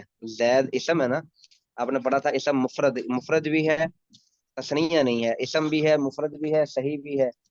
تو اس لیے اس کے اوپر آگے اس کا اعراب جو ہے وہ زیر کے ساتھ ہی آئے گا. جو اس میں آپ نے اعراب کی 16 قسمیں پڑھی ہیں، بعض کا اعراب زیر کے ساتھ آتا ہے، بعض کا اعراب جو ہے وہ ایک ہی حالت میں رہتا ہے، بعض کا اعراب یا کے ساتھ آتا ہے، بعض کا اعراب جو ہے وہ کیا اس کا نام ہے واؤ کے ساتھ آتا ہے. تو اب زید کا اعراب نہ تو زبر کے ساتھ ہے، نہ واؤ کے ساتھ ہے، نہ الف کے ساتھ ہے، نہ اس کا اعراب زیر کے ساتھ ہی ہے، زیر ہی آئے گی. فی جو کہ آ گیا ہے فی زید فی دار کا، سوری دار کا زید کا نہیں، فی داری، دار جو ہے وہ اسم ہے نا، فی داری ری آئے گا. یہ ری کس وجہ سے آیا ہے؟ کیونکہ شروع میں فی آ گیا ہے. فی حرف جارہ میں ہم نے پڑھا ہے مجرورات میں ہے، تو اس لیے فی داری یہ ری ہوگا. अच्छा जी, ये फिदारी को तो आपने चलो जोड़ लिया। अब पीछे रह गए 3 हरफ, दाखला है, जैद है और फिदारी हो गया। अब इनमें तीनों में पहले कौन सा आएगा, दाखला आएगा या जैद आएगा या फिदारी पहले आएगा? ये दाखला शुरू में जैद आएगा। दाखला फेल ही पहले आएगा, जाहिर बात है। फेल जो है, ये जुमला फेलिया है या जुमला इसमिया है, इसको हम सबसे पहले इसको जोड़ने के लिए हम ये देखेंगे कि इसको आपने जुमला फेलिया बनाना है या जुमला इसमिया बनाना है। इसमें इसको जम फेल ये बना लेते हैं। इसको आप जुमला इसमिया बनाएंगे तो उसके अंदर क्या गड़बड़ होगी, पहले तो हम फेलिया तो बाद में एंड पे बनाएंगे ना। हम सबसे पहले इसको इसमिया बनाने की कोशिश करने में तो कोई हर्ज नहीं है। तो उसमें नुकसान क्या होगा वो देखेंगे। तो उसमें फायदा फायदा तो नहीं होगा, नुकसान ही होगा उसमें। जईदुन फिद्दारी, अगर हम फिद्दार को पहले ले आते हैं तो ये फिद्दार जो है ये खबर है। आपने पढ़ा हुआ है कि खबर पहले नहीं आती, पहले मुब्तदा होता है। घर में, जैद घर में है। अब ये दाखिल हुआ। अब ये समझ लें कि एक फिद्दारी जो है ये पहले नहीं आएगा, जैद ही पहले आएगा। जईदुन फिद्दारी दाखला, ये जुमला कैसे ठीक होगा, ये जुमला तो गड़बड़ हो जाएगा कि जईदुन को आप बनाएंगे जी मुब्तदा और फिद्दारी को आप बनाएंगे फी हरफ जार और जैद जो है वो मजरूर। जार मजरूर मिलकर आपने पढ़ा था कि जार मजरूर मिलकर खबर नहीं बन सकती। जार मजरूर मिलकर जो है ये हमेशा मुताल्लिक बनते हैं, किसी न किसी फेल का मुताल्लिक ही बनेंगे। वो फेल या तो पीछे मौजूद होगा, वो पीछे मौजूद नहीं है तो उसको हम महजूफ मान लेंगे। ये बात किसी को याद है? हाँ जी, हमने पढ़ी थी या नहीं पढ़ी थी? ये पढ़ी याद है? तो थी लेकिन ये थोड़ी मुश्किल हो गई है। आसान आसान बस ये था जुमला इसमिया फेलिया नहीं, ये बन गया। अब तो हम दोहराई कर रहे हैं ना, अब तो हम वो उसको रिवाइज कर रहे हैं। इसलिए अब मुश्किल की तो कोई बात ही नहीं है, अब तो हम रिवाइज, इसलिए मैं पूछ रहा हूँ पढ़ी कि नहीं पढ़ी, ताकि पढ़ी है। आपको आगे जाके भी तो पढ़नी है ना। फिर आगे जाके हम मुश्किल को छोड़ देंगे तो फिर आगे जाके फिर मसाइल बनेंगे। अब हमने मुश्किल को छोड़ना नहीं, अपने उसको साथ ही लेके चलना है। तो ये बात आपने उसूल याद रखने हैं। मैंने आपसे कहा था कि आप किसी कॉपी के ऊपर लिख लिया करें इस तरह के उसूल, और फिर उसको, ये छोटे छोटे उसूल बार बार नहीं बताए जाते, ये एक दफा ही बताए जाते हैं, फिर इसको सारी जिंदगी के लिए आपको काम आते हैं। ये आप अलग से एक कॉपी रखें, मोबाइल के ऊपर नहीं, एक अपनी कॉपी साथ लेके बैठा करें। इल्म नहव के सबक में, इल्म सरफ के सबक में आप अपनी एक किताब तो होती है, बाद फिर किताबों के अंदर से भी शॉर्टकट कुछ उसूल होते हैं, ये बहुत कीमती उसूल होते हैं। वो उसूल जो है वो आपको आखिर तक काम आते हैं। तो वो उसूल जो है वो आप वक्तन फवक्तन देखते रहेंगे, समझ लिया आपकी पूरी किताब की दोहराई होगी। तो वो उसूल आप अलग से लिख लिया करें, जो मैंने बहुत उसूल लिखवाए हैं आपको, लेकिन वो आपने नोट किए हैं या नहीं किए वो अलग बात है, लेकिन मैंने आपको बहुत उसूल बताए हैं। तो अभी वो उसकी रिवाइज हो रही है, तो कोशिश करूंगा मैं दोबारा उसको क्लियर करता जाऊं ताकि आपको फायदा हो। तो इसलिए अभी उसको आपने मिस नहीं करना, उसको आपने नोट करना है किसी न किसी कॉपी को करना। मैं पेन तो लिया था। हाँ, आप पेन ले आए। और फिर याद दहानी भी आपस में करवाते रहे, तकरार के अंदर ये बातें जो है ना पूछते रहे एक दूसरे से कि ये उसूल आपको याद है, जैसे मैं भी पूछ रहा हूँ आपसे, आप आपस में एक दूसरे से पूछते रहें और एक दूसरे की याद दहानी करवाते रहें, ग्रुप के अंदर भेजते रहें। इन चीजों को, उसूलों को ग्रुप के अंदर भेजते रहें, इसके ऊपर डिस्कस करते रहें। तकरार इसी का नाम है ना, तो इसी से फायदा होता है। और रिकॉर्डिंग 2 घंटे की आप कहाँ से सुनेंगे, वो इतना ही जिसके पास टाइम होगा वो सुन लेगा, जिसके पास नहीं होगा वो तो नहीं सुनेगा। ये नोट किए होंगे ना, नोट शॉर्टकट नोट किए होंगे, तो वो आगे जाके बहुत काम आएंगे शॉर्टकट। रिकॉर्डिंग ना भी सुनेगा तो आपको काम आएंगे। जी उस्ताद जी, ये हाँ जी, ले आए कापी ये भी, रोशन? जी मैं ले आया हूँ। ये जो अभी आपने एक बात बताई है इसको 2 बातें नोट कर लिखे हैं, एक बात ना लिखे हैं। पहले लिखा है नंबर 1, नंबर 1। जार और मजरूर मिलकर कभी भी पूरा जुमला नहीं बनते, ये हमेशा किसी न किसी के मुताल्लिक ही बनते हैं। या सिर्फ आप ये जार मजरूर मिलकर हमेशा मुताल्लिक ही बनेंगे। जार मजरूर मिलकर ना खबर बनेंगे, ना मौसूफ बनेंगे, ना सिफत बनेंगे, ना मुब्तदा बनेंगे, ना जितनी भी आपने चीजें पढ़ी है ना, कुछ भी नहीं बनेंगे। जार मजरूर ने जब भी मिलना है तरकीब में इसने मुताल्लिक ही बनना है, इसको आपने मुताल्लिक ही बनाना है। एक बात तो ये वाज़ेह हो गई, क्लियर हो गई कि इसने मुताल्लिक ही बनना है। हाँ, ये मुताल्लिक वाला लफ्ज लिख लें, ये थोड़ा आपको करना पड़ेगा, ये कोई इतना जार मुश्किल और नहीं। मजूर आवाज कम मिलकर है। हमेशा आवाज। मुतल्लिक ही बनाएंगे, ना हाँ, इसको खबर हमेशा होगी मुताल्लिक ना बना, कुछ। हमेशा का मतलब समझते हैं एवरी टाइम। हाँ, जी। एवरी टाइम हमेशा मुताल्लिक ही बनेंगे, इसको आप खबर नहीं बना सकते। فی حرف جار دار مجرور مل کر خبر بن گئی، یہ غلط ہو گیا، یہ خبر نہیں بنا سکتے. فی حرف جار زید مجرور جار اور مجرور مل کر جو ہے مبتدا ہو گیا، یہ غلط ہو گیا. جار مجرور مل کر فاعل ہو گیا، یہ ٹھیک نہیں ہے. جار مجرور مل کر موصوف ہو گیا، یہ ٹھیک نہیں ہے. جار مجرور مل کر متعلق ہوا، یہ ٹھیک ہے. جار مجرور مل کر ہمیشہ متعلق ہی بنیں گے. اچھا استاد جی، استاد اس جی کی کوئی مثال، اس کی مثال بھی. ہاں اس کی یہ مثال آپ مجھے اس طرح استاد جی یہ میں لکھ رہا ہوں نا، جار مجرور مل کر خبر نہیں بنتے، مبتدا نہیں بنتے، یہ تھوڑا سا بتاتے جائیں. کیا بتا دو اس میں؟ میں لکھ رہا ہوں جار مجرور نہیں آپ مل اتنا کر لمبا نہ لکھیں، آپ اتنا لمبا نہ لکھیں. آپ کو میں نے یہ تو سمجھانے کے لیے میں کہہ رہا ہوں، آپ صرف اتنا لکھیں جو میں نے آپ کو لکھوایا. جار مجرور مل کر ہمیشہ متعلق ہی بنیں گے، بس آپ ادھر اتنا لکھ کے بات ختم ہو. یہ لکھ لیا میں نے. آپ بس سر اتنا جی لکھ لیں. اس کی مثال. اس کی مثال جو ہے، ابھی یہ جو ترکیب پڑھ رہے ہیں نا، اس کا جملہ پورا ہوگا تو پھر اس کی مثال بھی آپ کو واضح کروں گا میں. تو جب یہ جملہ پورا ہو جائے گا، جب ہم جملے کو جو ہم پڑھ رہے ہیں نا، زید دار جی داخلہ فی، جب اس کو ہم پورا کر لیں گے، ایک دفعہ جوڑ لیں گے نا، تو پھر اس کی جی مثال بھی پڑھ لیں گے. اچھا یہ جی متعلق بنیں گے، ظاہری بات ہے متعلق کس کا ہوگا، یہ اس کو کس کے متعلق بنائیں گے؟ اس کو متعلق بنانا ہے نا، جار جی مجرور مل کر اس کو متعلق بنانا ہے. بھائی کسی کے ساتھ اس کا تعلق، متعلق تعلق سے ہے، جو اردو کے اندر ہم بولتے ہیں تعلق. اب جی اس کا تعلق ہم کس کے ساتھ جوڑیں گے؟ اس کا تعلق جوڑنے کے لیے کوئی سیکنڈ چیز بھی تو ہونی چاہیے نا، کوئی اور چیز بھی تو ہونی چاہیے جس کا تعلق، جس کے ساتھ تعلق جوڑنا ہے اس کا. کسی چیز کے ساتھ فائل کے ساتھ، اسی کے ساتھ نہیں، اس کا ہمیشہ یہ فعل کا ہی متعلق بنیں گے، یہ فعل کا ہی متعلق بنیں گے. کوئی پیچھے فعل اس میں فاعل مصدر، یہ جو آپ نے گردان پڑھی نا صرف کے اندر، جو صرف کے اندر آپ نے گردانیں پڑھی ہوئی، صرف صغیر، صرف کبیر، پیچھے کوئی فعل ہو گیا، کوئی بھی فعل ہو گیا، ماضی کا ہو گیا، مضارع کا ہو گیا، امر کا ہو گیا، یا جو ہے وہ اس کا نام مصدر بھی ہو گیا، مصدر کا بھی متعلق بن جاتا ہے. مصدر اسم ہوتا ہے لیکن اس کا بھی متعلق بن جاتے ہیں. پھر آگے اس میں فاعل ہو گیا، فاعل، فاعلان، فاعلون، فاعلۃ، فاعلتان، فاعلات، ضارب، ضاربان، وہ اس میں فاعل ہے. اسی طرح اس میں مفعول ہے، مفعول، مفعولان، مفعولون، مفعولۃ، وہ اس میں مفعول. تو وہ اسی کے ہی فعل، فاعل نہیں سوری، کسی نہ کسی فعل کا اس میں فاعل، ہاں اس میں فاعل نہیں، اس میں فاعل، مصدر، یہ جو آپ نے گردان پڑھی اسی کے متعلق ہوں گے، اس کے علاوہ کسی اور کے متعلق نہیں ہوں گے. اس کو ابھی ہم اس مثال کو دیکھ لیتے ہیں نا، پہلے اس مثال کو دیکھ لیتے ہیں، پھر ایک دو مثالیں اور دیکھ لیتے ہیں. اس کو لکھ لیتا ہوں میں. ہاں جی، اس کو آپ پہلے پوائنٹ نوٹ کریں نا، تو پھر میں آپ کو جو ہے نا وہ مثال کے ساتھ سمجھاؤں گا. یہ مثال یہ لکھے، شارٹ کٹ میں یہ لکھے، آپ اتنا لمبا نہ لکھے. یہ ہمیشہ فعل کے یا اس میں فاعل کے یا اس میں مفعول کے یا مصدر کے ہی متعلق ہوں گے. یہ ہمیشہ فعل کے، اس میں فاعل کے، یا مصدر کے، اس میں مفعول کے، یا مصدر کے، یا مصدر کے متعلق. متعلق ہوں گے. یہ میں نے لکھا ہے، یہ ہمیشہ فعل کے، اس میں فاعل یہ کے، ساری باتیں میں نے آپ کو پہلے بتائی تھی، لیکن میں نے آپ کو کہا تھا ریوائز کریں گے تو آپ کو سمجھ میں آتی جائیں گے، تو انشاءاللہ آپ کو بہتری آئے گی اس میں نا، ابھی آپ کو جی بہتری آئے گی اس میں. استاد جی آپ نے تو بتایا کہ جار مجرور مل کر متعلق بناتے ہیں، اور یہ جو متعلق ہے یہ ہمیشہ فعل کے لیے ہوگا، اسم فاعل کے لیے ہوگا، اسم مفعول کے لیے ہوگا، یا مصدر کے متعلق ہوگا. اچھا پیچھے کوئی بھی فعل ہوگا نا، پیچھے لفظوں کے اندر کتاب جو بھی آپ عبارت پڑھ رہے ہیں، اگر پیچھے کوئی فعل آپ کو نظر آ رہا ہے تو آپ ترکیب میں اس کے متعلق بنا دیں گے، کوئی مسئلہ نہیں ہے، کوئی مسئلہ نہیں ہے. نہیں. لیکن مسئلہ اس وقت آئے گا جب پیچھے کوئی فعل ہے ہی نہیں.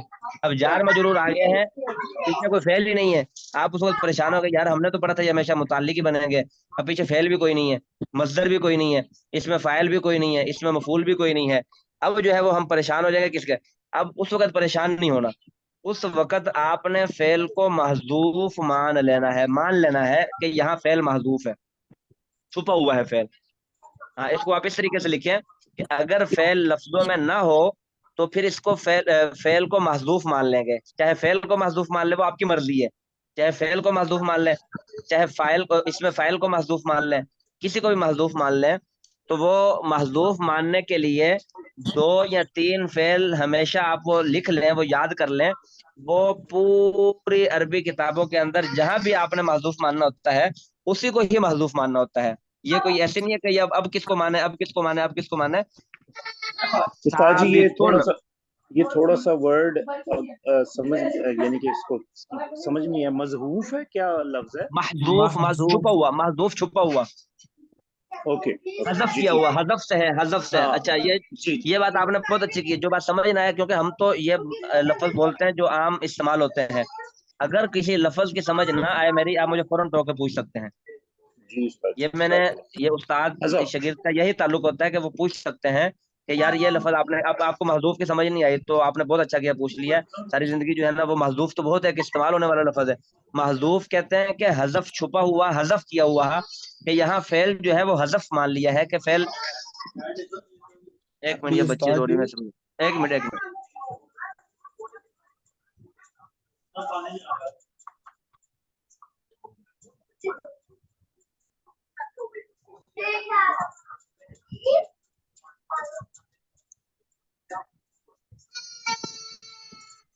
بچے رو رہی ہے، اس کی نا داڑھ نکل رہی ہے تو وہ تکلیف اس کو ہو رہی ہے تو وہ نا چلو رونا شروع کر دیتی ہے. بس اب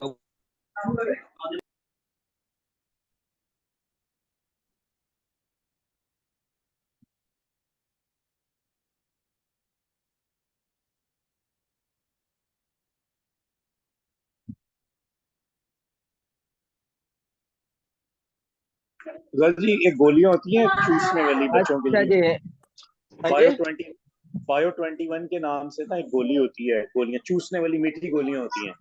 اچھا وہ جب بچوں کے دانت نکل رہے ہوتے ہیں نا تو وہ یہ داڑھ وغیرہ نکل رہی ہوتی ہے تو وہ بچوں کے منہ میں ڈال دیں، وہ میٹھی گولی ہوتی ہے، وہ چوستا رہتا ہے، اس سے بچے کو یہ اریٹیشن اور یہ تکلیف نہیں ہوتی. بایو 21 کے آپ نام مجھے میسج کر رہے ہیں تو مجھے نام بھول جائے گا. جس طرح آپ کو محذوف یاد نہیں رہتا اس طرح ہمیں یہ نہیں یاد رہتا ہے. میں آپ کو استاد جی میسج کرتا. تو یہ پھر میں نا بڑی ہو گئی عمر، 5-6 سال ہو گئے بچے کی، ابھی وہ داڑیں نکل رہی ہیں، سائڈ والی داڑیں نا کچھ ابھی نکل رہی ہیں. جی میں بتاتا ہوں، آپ میسج کر دیں گے، میں وہ لے آؤں گا تو میں اس کو لا کے دے دوں گا. اچھا جی چلیں جی. استاد جی آپ یہ نے ایک بات جی ابھی ایک آپ نے بات سمجھائی ہے کہ اگر ہم نے یہ دیکھنا ہو کہ محذوف کس کو ماننا ہے، فعل کو ماننا ہے، اس میں فاعل کو ماننا ہے، اس میں وہ آپ مفعول کی کو یا مرضی ہے، مصدر چاہے کو. آپ فعل کو مان لیں. آپ کو میں 2 لفظ بتا دیتا ہوں، 2 لفظ جو ہے وہ آپ 3 لفظ بتاتا ہوں. چلو 2 لفظ یاد کر لیں. ایک ہے ثابتا، ثابتا، ثابتا، اسی سے اس میں فاعل، یہ ثابتا ماضی کا صیغہ ہے فعلا کے وزن کے اوپر. اسی سے جو ہے وہ اس میں فاعل ثابتن. ثابتن اردو کے اندر استعمال ہوتا ہے، عربی میں بھی استعمال ہوتا ہے، ایک ہی معنی ہے. جو اردو کے اندر استعمال ہے ثابتن کا عربی میں بھی وہی معنی ہے. اردو میں کہتے ہیں ثابتن، یہ چیز ثابت ہے، پوری ہے، ٹھیک ہے، صحیح سلامت ہے. عربی کے اندر بھی اسی معنی میں استعمال ہوتا ہے. ثابت قدم جو ہے وہ ہم کہتے ہیں قدم مضبوط جمانا، اسی کے اندر استعمال ہوتا ہے ثابتن. اور دوسرا جو ہے وہ قائمن، یہ بھی اردو کے اندر بھی استعمال ہوتا ہے، عربی کے اندر بھی استعمال ہوتا ہے. جو اردو کے اندر مانا ہے وہی عربی میں مانا ہے. قائم اردو کے اندر کہتے ہیں یہ چیز اپنی جگہ پر قائم ہے، سلامت ہے. تو عربی کے اندر بھی قائمن. تو ثابتن، قائمن، یا یہ 2 ہی یاد رکھیں، زیادہ ہم اس کو نہیں کرتے. اور قائمن، قائمن جس طرح ثابت ہے تو یہ کیا ہوگا پھر؟ قامہ، قاف الف میم، قامہ. ہاں بس بہت تھوڑا مشکل ہو جائے گا. قامہ وہ گردان دوسری آ جاتی ہے نا، اس کو آپ رہنے دیں، ایک ہی لفظ یاد رکھیں. ثابتہ کو ہی یاد رکھیں، ثابتہ کو ہی. اب ثابتہ یا ثابتن، اکثر جو ہوتا ہے وہ ثابتن ہی چلتا ہے، اس میں فاعل ہی چلتا ہے. ثابتن فعل کو محذوف مان لیا جاتا ہے. ہر جگہ جہاں بھی فعل محذوف ماننے کی ضرورت پیش آ جائے تو وہاں آپ نے ثابتن کو ہی فعل محذوف ماننا ہے. یہ 3 پوائنٹ نوٹ کر دیے، میں دہرا دیتا ہوں اس کو. پہلا پوائنٹ یہ ہے کہ جار اور مجرور مل کر ہمیشہ متعلق ہی ہوتے ہیں، اور یہ ہمیشہ جو ہے فعل کے، اس میں فاعل کے، مصدر کے ہی متعلق ہوں گے.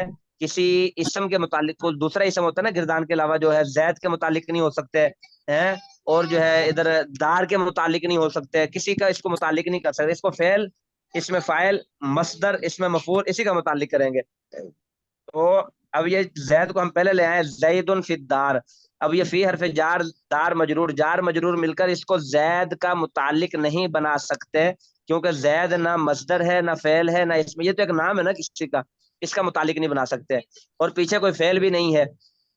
پیچھے کوئی فعل بھی نہیں ہے کہ جس کا جو ہے نا وہ ہم اس کو متعلق بنائیں، کیونکہ زید ہے پیچھے، زید کے پیچھے تو کوئی لفظ ہی نہیں ہے، تو ظاہری بات ہے کہ اس کو ہم فعل محذوف کا جو ہے وہ متعلق بنائیں گے، فعل محذوف ثابت یا ثابتن کے متعلق بنا دیں گے، ثابتن کے متعلق بنا کے پھر اس کو ہم خبر بنا دیں گے، زید گھر میں ہے، داخلہ داخل، اب یہ جملہ ہی ٹھیک نہیں بن رہا، داخل ہوا، زید گھر میں ہے، زیدن فی الدار، زید گھر میں ہے، داخلہ داخل ہوا، اب یہ تو ایک عجیب سے جملہ جو ہے نا وہ گڑبڑ ہو گیا، یہ نقصان ہو گیا، تو اس لیے جو ہے وہ ہم اس کو جملہ اسمیہ نہیں بنا سکتے، یا تو جملہ اسمیہ بنے گا یا جملہ فعلیہ بنے گا، اگر ہم نے اس کو جملہ اسمیہ بنایا تھا تو پھر یہ نقصان جو ہے وہ آپ کے سامنے آ گیا، ایک تو ہمیں یہاں فعل محذوف ماننا پڑتا ہے، اور پھر فعل اتنے لمبے چکر کاٹ کے فعل محذوف مان کے بھی جملہ ٹھیک نہیں بن رہا، پھر بھی جملہ ٹھیک نہیں بن رہا، تو اس لیے یہ ظاہری بات ہے کہ زید کو ہم پہلے نہیں لے کر آئیں گے، ہم فعل کو ہی پہلے لے کر آئیں گے، جملہ فعلیہ ہی بنائیں گے، داخلہ کو اب پہلے لے کر آتے ہیں، داخلہ، اب آگے آ جائے گا زید داخل ہوا، اب اگلا سوال ہے کون داخل ہوا، یہ آگے آ گیا زید. زید داخل ہوا، اب یہ زید کے آخری دال کے اوپر جو ہے وہ دن آئے گا، دن آئے گا یا دن آئے گا، دن آئے گا، دن آئے گا یا دن آئے گا، ہاں جی،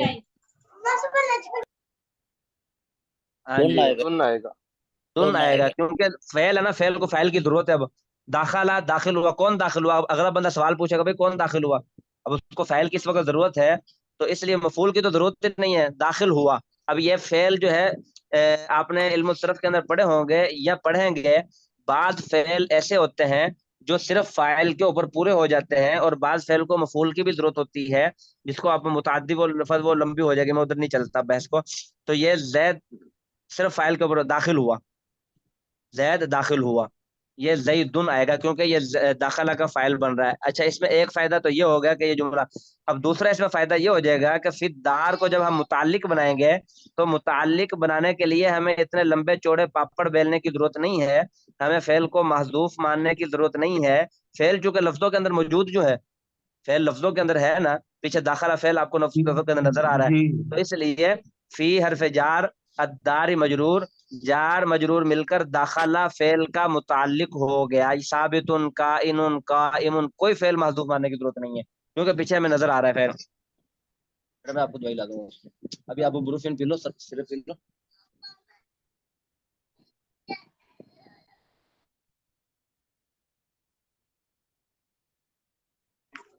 عبداللہ بھائی پھر یہ ایسے بنے گا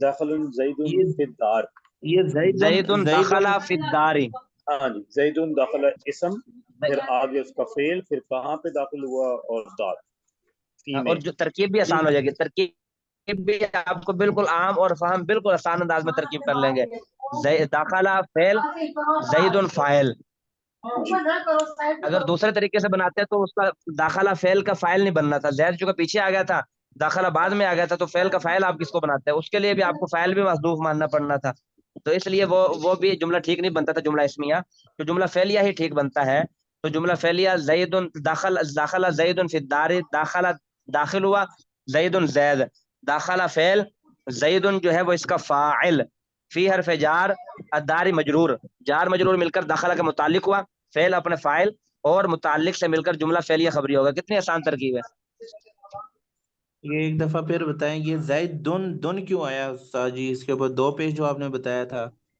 اب وہ میں نے بتا دیا کہ داخلہ فعل آ گیا نا، اس کو دیکھیں پہلے، داخل زیدن کو چھوڑ دیں، داخلہ کو دیکھیں، داخلہ کو کس چیز کی ضرورت ہے، کسی اسم کی، کسی فائل کی. فاعل کی ضرورت ہے نا، فائل کی ضرورت، فعل کو یا تو فاعل کی ضرورت ضرورت. ہوتی ہے یا مفعول کی ضرورت ہوتی ہے، جی فعل کو یا تو جی فاعل کی ضرورت ہوتی ہے یا مفعول کی ضرورت ہوتی ہے، اس کے علاوہ فعل کو متعلق ملے یا نہ ملے، وہ فعل جو ہے وہ اس کو کوئی نقصان نہیں ہے، متعلق ملنے سے اس کا کوئی فائدہ نہیں ہے، اگر متعلق نہ ملے گا تو اس کا کوئی نقصان، جملے کے اندر کوئی گڑبڑ نہیں ہوگی، زید داخلہ اگر فی دار کو آپ نہ بھی دیں تو اس کو کوئی داخلہ کو نقصان ہوگا، ترجمے کے اندر دیکھیں، زید داخلہ، زید داخل ہوا، اب فی دار آپ کو نہ بھی لگائیں تو کوئی نقصان ہی نہیں ہے، جملہ ٹھیک بن رہا ہے، جی، کوئی نقصان نہیں زید ہے. داخل ہوا، بات تو درست ہے نا، زید داخل ہوا، اب وہ تو ایک فی دار جو ہے وہ ایک اس کو، لیکن اگر فعل ہی نہ ملا اس کو، داخل ہوا، اگلا بندہ پوچھے گا بھائی کون داخل ہوا، کیا داخل ہوا، تو وہ ایک جو ہے نا فاعل کے بغیر فعل نہیں ہوتا، فعل کو جو ہے نا وہ ہمیشہ فاعل اس کا ہمیشہ یہ سمجھ لیں لازم اور ملزوم ہے. فعل ہوگا تو اس کا فاعل بھی کوئی نہ کوئی ہوگا. جی بھائی بالکل پانی وہ پیا کام ہے تو پینے والا بھی تو کوئی ہے نا, ایسا تو نہیں ہے کوئی ویسے ہی پانی پیا گیا. مارا ہے تو جی مارنے والا بھی اگر تو کوئی ہے نا, سویا ہے تو کوئی سونے کوئی والا بھی کام تو ہے نا. تو فعل کام ہوگا تو فاعل بھی ہوگا. سمجھ آ گئی. مفعول بھی جی کبھی ہوتا ہے کبھی فاعل نہیں ہوتا. میں نے آپ اور ہاں جی, فاعل ہمیشہ مرفوع ہوتا ہے. فاعل ہمیشہ مرفوع ہوتا ہے. اب داخلہ فعل آ گیا, اب آپ نے یہ سوچنا ہے داخلہ فعل کا فاعل کون سا ہے. تو اب وہ فاعل جو ہے وہ آپ کو سامنے پتہ چل گیا کہ یہ زید فاعل ہے. تو اب فاعل جو ہے وہ ہمیشہ مرفوع ہوتا ہے, تو اس لیے جو ہے یہ زیدن ہے, دن بھی نہیں بن سکتا, دن بھی نہیں بن سکتا. یہ جو ہے وہ جی آپ نے علم و نحو کے اندر پڑھ لیا ہے, تو اس لیے یہ غلطی سے محفوظ ہو گئے کہ زیدن داخلہ زیدن نہیں آ سکتا. یہ بات ذہن میں رکھیں. ایک میں آپ کو اور ایک تھوڑا سا ایک اصول میں بتاتا ہوں, وہ بھی لکھنے چلیں, وہ بھی لکھنے بہت. فعل کے بعد کبھی بھی کوئی جملہ جو ہے وہ مجرور نہیں ہوگا. فعل کے بعد جو اسم آئے گا اس کے اوپر کبھی بھی دو زیر نہیں آ سکتی. یہ سمجھ لیں حرام ہے. فعل کے بعد کسی کے اوپر جو ہے وہ کوئی اسم آ جائے اور اس اسم کے نیچے دو زیر ہوں, یہ حرام ہے. اس کو آپ اپنے انداز میں جس طریقے سے جملہ بنا کے آپ لکھنا چاہیں یاد دہانے کے لیے لکھ لیں, کیونکہ فعل نے یا تو رفع دینا ہے یا تو نصب دینا ہے. فعل جر تو دیتا ہی نہیں ہے. اب اس کے اندر مجھے جملہ یاد نہیں آ رہا. ہمارے استاد جو ہے وہ عربی کے اندر کوئی جملہ بولا کرتے تھے کہ جملہ میرے ذہن میں نہیں آ رہا, جو ہمارے استاد بولا کرتے تھے کہ فعل کے بعد جو ہے وہ جر دینا جو ہے وہ حرام. وہ کیسے بولا کرتے تھے؟ اچھا شاہ جی, یہ جس طرح یہ داخلہ زید لکھا, اس طرح یہ ہاں جی, داخلہ کی جگہ ہم یہ بھی تو کر سکتے ہیں ضربا زید. تو ہاں جی, وہ جو بھی ضربا آپ کو ضرورت ہے, ہے نا, جس چیز کی بھی یعنی کہ ضرورت ہے, جو بھی آپ نے جملہ ہاں بولنا وہی لے کر آئیں گے. ہاں ہاں, یعنی کہ مارا, اب کس نے مارا؟ زید نے مارا. تو ضربا زید, تو فعل کو ضرورت ہوگی فائل کام کرنے کے لیے, کوئی کام ہوگا جو کرنے والا ہوگا, فائل ہاں اور جی, فائل اس کے بعد. جی ہاں جی, ہاں جی, صحیح. ایسے ایسے. لیکن اچھا اس میں پھر استاد ایک ابھی مسئلہ آ یہ جائے گا. آگے اس میں ایک مسئلہ آ جائے گا. وہ مسئلہ کیا جی آئے گا؟ میں نے آپ کو ابھی عرض کیا تھا کہ بعض فعل ہوتے ہیں جو فاعل کے اوپر پورے ہو جاتے ہیں, بعض فعل کو مفعول کی بھی ضرورت ہوتی ہے. اب زید نے مارا, اب اس کو مفعول کی بھی ضرورت ہے. بھئی مارا ہے زید نے, تو مار کھانے والا کوئی ہے یا نہیں ہے؟ جی ہے, ہونا چاہیے. بھئی مفعول ہوگا تو فاعل پورا ہوگا, فعل پورا ہوگا. ایسا تو نہیں ہے کہ جی زید نے مارا ہے لیکن مار کسی کو بھی نہیں پڑی, ایسا تو نہیں ہو سکتا. جی بھئی جس نے مار کھائی ہے اسی کو مفعول کہیں گے نا. جی اب یہ فعل متعدی, یہ فاعل کے اوپر پورا نہیں ہوتا ہے, اس کو مفعول کی بھی ضرورت ہوتی ہے. لیکن بعض فعل ہوتے ہیں جو فاعل کے اوپر ہی پورے ہو جاتے ہیں. پانی پیا, اب اس کے اندر مفعول کی ضرورت نہیں ہے. بھئی پانی پینے والا موجود ہے, اب جو ہے وہ مفعول کی ضرورت ہی نہیں ہے, بلکہ مفعول کی بھی, وہ پانی کو پیا ہے نا اس کا. تو بعض جو ہے وہ فعل ہے یہ بھی متعدی بن جائے گا, کیونکہ پانی تو مفعول ہے نا. ہاں, شربت زید الماء, یا کوئی اس طرح کا جملہ بنے گا. تو بعض فعل جو ہے وہ صرف فاعل کے اوپر پورے ہو جاتے ہیں. بہرحال جو ہے یہ بات آپ کو واضح ہو گئی کہ اگر چند لفظ پڑے ہوئے ہوں تو ان کو آپ نے ترتیب کے ساتھ کیسے جوڑنا ہے. پہلے کون سا لفظ لے کر آنا ہے, پھر بعد میں کون سا لفظ لے کر آنا ہے, پھر بعد میں جملہ اسمیہ بنے گا یا جملہ فعلیہ بنے گا. ہاں وہ آپ کی مرضی ہے, جملہ اسمیہ بنانا ہے یا جملہ فعلیہ بنانا ہے. تو یہ بات تو اس آپ کے میں لیے واضح ہوگی. استاد جی ایک عرض یہ کرنی تھی کہ یہ تو جملہ ہم نے ایک بنا لیا, اب اس کے ساتھ ہم 3 4 5 جملے ایسے ہوں جو ہمیں دیے جائیں یا اس کی تکرار کی جائے تو تھوڑی اور بات واضح ہو جائے گی. یہ تو ایک جملہ تھا جو ہم نے اس کو سمجھ لیا, جس میں فعل پہلے آ گیا ہے, اس میں معذوف کرنے کی ضرورت ہمیں نہیں پڑی. جی, ایک ہاں اگر جی, استاد جی ہمیں کوئی چار لفظ لکھوا دیں تو ہم جو ہے وہ اس کی آپس میں تکرار کر لیں کہ اس میں فعل کون سا, فاعل کون سا, اس کی ترتیب کیا بنے گی. اچھا یہ بہت بات بڑا بھی آپ کی فائدہ ٹھیک ہوگا. ہے. تو آپ اسی کی مثال لے لیں, امر ایک یہ جملہ, جملہ آپ صحیح 4 جملے کیسے لکھیں. ہوا جی؟ اب ایک دفعہ صحیح جملہ بول دینا جی. داخل یہ زید فی داخلہ, الدار, داخل ہوا زید فی الدار, گھر میں. یعنی پہلے داخلہ ہوئے گا, فعل پہلے ہاں آئے جی, گا, فاعل بعد میں آئے داخلہ گا. زید فی داری, فی الدار, یہ جملہ آ فی گیا. فی داری, الدار, دار گھر کو بولتے گھر میں, دار گھر کو بولتے ہیں. گھر یعنی میں داخل ہوا زید گھر داخلہ میں. زید فی داری, فی دار نہیں, فی الدار, الف لام بھی آئے گا, دار کی فی شروع میں داری, الف لام بھی آئے گا. اچھا فی دار ہے. ہاں فی الدار. تو یہ جو ہے جملہ صحیح ہو گیا, کیونکہ اس میں ہمیں کوئی فعل محذوف نہیں ماننا پڑتا, کوئی ادھر ادھر سے اگر ٹھیک ہے ہم جی، پہلے زید کو لے آتے ہیں تو اس کے اندر خرابیاں جو آئیں گی وہ میں نے ٹھیک بتا ہے دی جی، کون کون سی ٹھیک ہے جی، خرابیاں آئیں گی. ٹھیک ہے، سمجھ گیا. اب آپ کی ڈیمانڈ یہ ہے کہ 4-5 جملے لکھوا دیے جائیں, تو اب وہ لکھیں, پھر آپ 4 سے 5 جملے اگر لکھنا چاہتے ہیں تو لکھیں. ایک سیکنڈ جی، ایک سیکنڈ. ہاں ابھی وقت آپ کا 2-4 منٹ اوپر ہو گئے ہیں. اگلے استاد جو ہے وہ ابھی تک آ گئے ہیں, مولوی بلال صاحب آ گئے ہیں. تو جملے پھر آگے آپ کو میں گروپ میں بھیج دوں گا, آپ وہاں نہیں سے نہیں، جو ہے نا کوئی وہ اس کو کوئی ٹھیک کوئی بات نہیں، لکھوا دیں مولوی، جملے لکھوا دیں. ابھی لکھوا دوں کہ گروپ میں بھیج دوں؟ جی گروپ میں لکھوا. بھیج دوں گا, وہ آپ کے پاس آسانی جیسے سے آ جائیں گے. استاد جی آپ گروپ میں بھیج دیجیے اچھا گا. گروپ میں اچھا. بھیج دوں گا نا, وہ سب نوٹ کر لیں گے, تو آپ نے اس کو ٹھیک کرنا ہے. چلیں جی, السلام علیکم ورحمۃ اللہ وبرکاتہ. وعلیکم وعلیکم السلام السلام. ورحمۃ اللہ وبرکاتہ. وہ دعائی وعلیکم کا نام السلام. مجھے بھیج دینا, یہ جو ڈاکٹر صاحب نے دعائی بتائی ہے نا, نام. میں آپ کو اپنا بھی آپ کو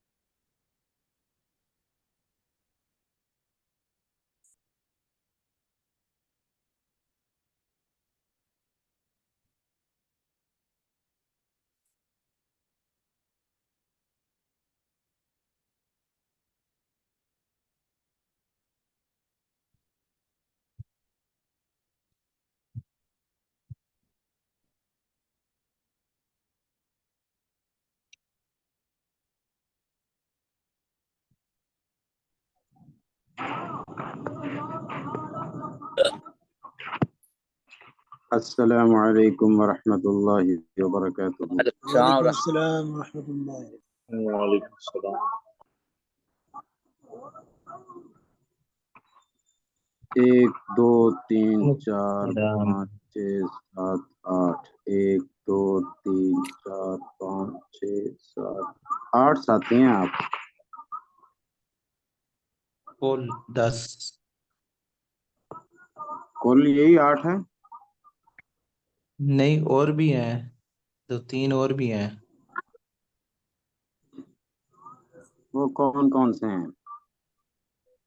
فیاض اللہ بھائی ہیں. اچھا، اور میں بتاتا ہوں، اور ہیں سید عمر صاحب، وہ ڈاکٹر عمر صاحب وہ ہیں، وہ موجود نہیں غلام ہے.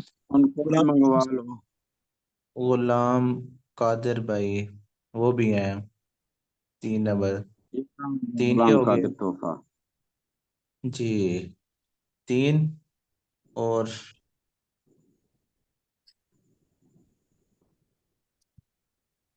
اچھا استاد جی، داخلہ زید فی الدار، اس کی ترکیب بتا دیں. داخلہ زید فی الدار. داخلہ یہ فعل ہے ضربہ کے وزن پہ. جی. فعل کے بعد فاعل ہوتا ہے. تو زید یہ اسم کھڑا ہوا ہے,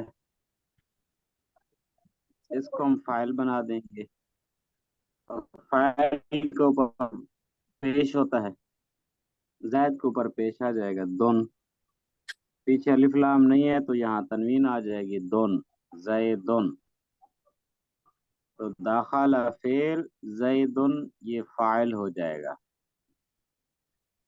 آگے کیا عبارت ہے؟ فی الدار، داخلہ زید فی الدار. فدا. فی یہ حروف جارہ میں سے ہے, میں نے آپ کو بتایا تھا. حروف جارہ آپ نے پڑھے ہیں؟ جی استاد جی. کاف و لام. 17 باؤ تاؤ کا فلام.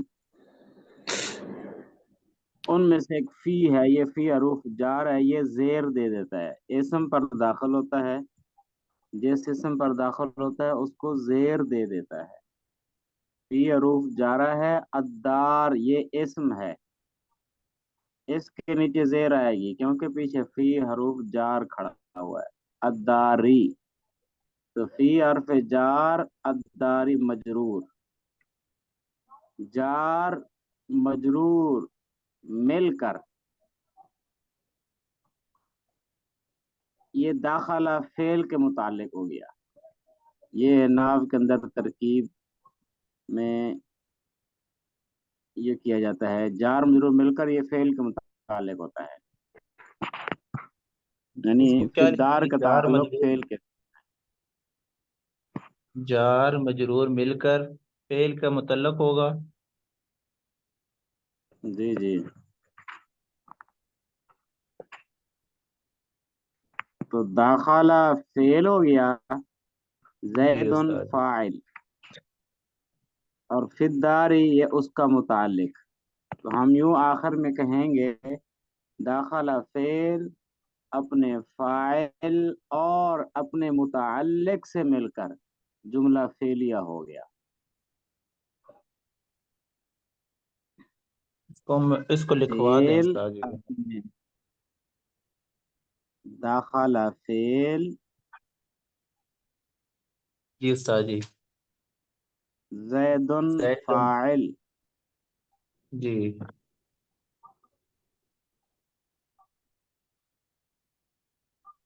فداری، فداری یہ جار مجرور ہو گئے۔ زید فاعل لکھ لیا، جی استاد جی یہ لکھ لیا۔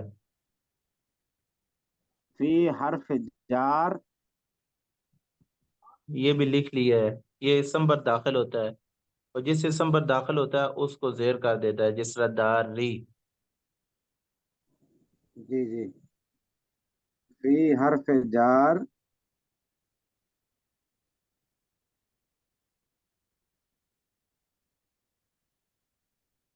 جی استاد جی لکھ لیا یہ۔ الداری مجرور،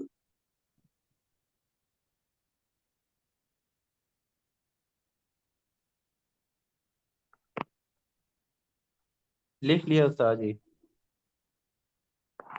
جار اپنے مجرور سے مل کر، جار اپنے مجرور سے مل کر فعل کے متعلق، فعل کے متعلق ہوا۔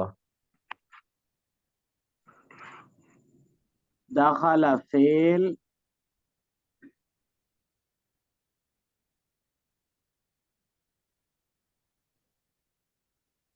جی استاد جی۔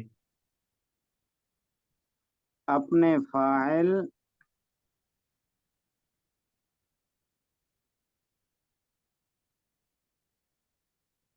جی اور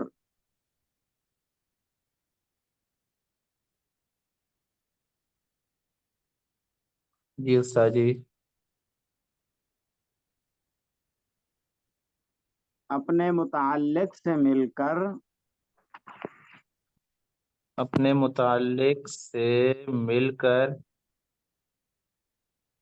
جملہ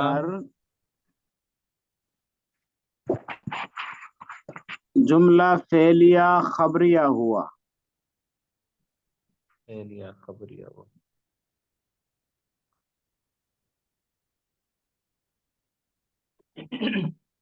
استاد جی لکھ لیا اور سمجھ بھی آ گئی ہے۔ یہ لکھنے کا مقصد یہ تھا کہ ہاں اس جی، کے ساتھ ہم جب بھی اس سمجھ آ گئی استاد جی۔ آپ کی آواز کٹ کے آ رہی ہے۔ میں استاد جی آج یہ کر رہا ہوں، مجھے سمجھ آ گئی ہے اس آپ بات نے کی۔ کہا اب آواز آ رہی ہے میری؟ آ میری رہی ہے، آواز کٹ کے استاد آ رہی جی ہے، سمجھ نہیں آ رہی، آپ آ کٹ رہی کے ہے آ جی۔ رہی ہے۔ اب آ رہی ہے استاد جی آواز؟ استاد جی آواز آ رہی ہے؟ ہاں جی، آواز آ رہی ہے میری؟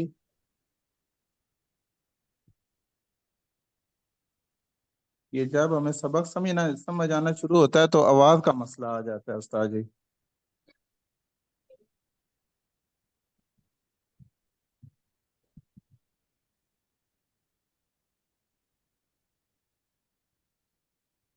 آواز آ رہی ہے استاد جی؟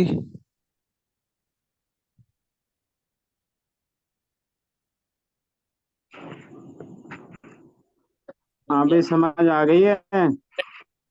یہ استاد جی سمجھ آ گئی ہے، میری آواز آ رہی ہے؟ جی استاد جی، ٹیچر اپنے کو ہاں جی، میری آواز آ رہی ہے؟ آ رہی ہے، اب آ رہی ہے۔ अच्छा उस्ताद जी, मैं ये अर्ज कर रहा था कि जब सबक समझ आना शुरू होता है फिर आवाज का मसला आ जाता है। जी समझ आ गई है। जी उस्ताद जी बिल्कुल समझ आ गई। ये मैंने लिखने का मकसद ये था कि इसके साथ के जो जुमले हैं तो फिर ये जो इबारत है ना इसको लिखना भी आना चाहिए कि जार अपने मजरूर से मिलकर मुताल्लिक हुआ, फिर दाखला फेल अपने फाइल और अपने मुताल्लिक से मिलकर जुमला फेल या खबरिया हुआ।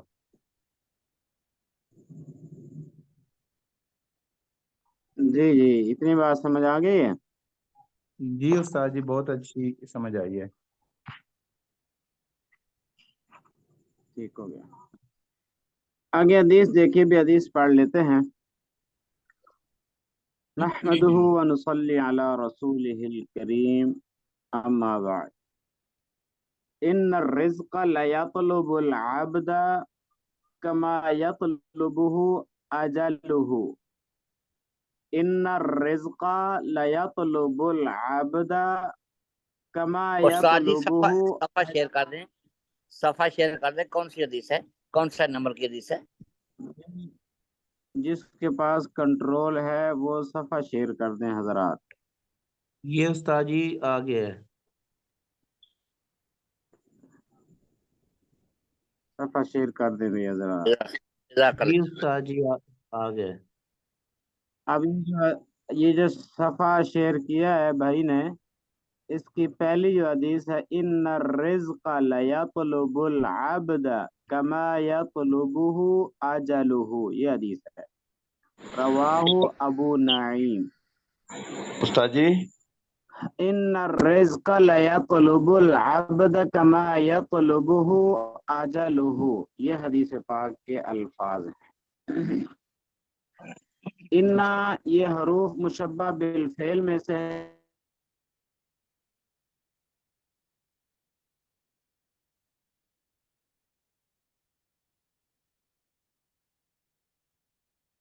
आवाज नहीं आ रही उस्ताद जी।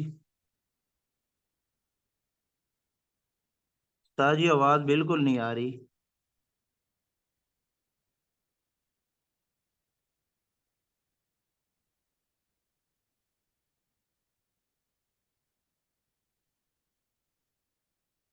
उस्ताद जी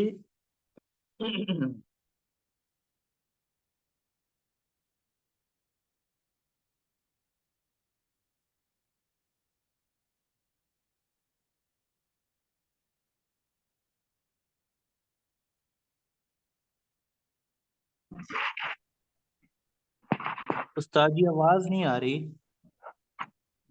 हाँ जी, आवाज नहीं आ रही। आवाज आ इन्ना रही है मेरी। जी जी उस्ताद जी आ रही है अब।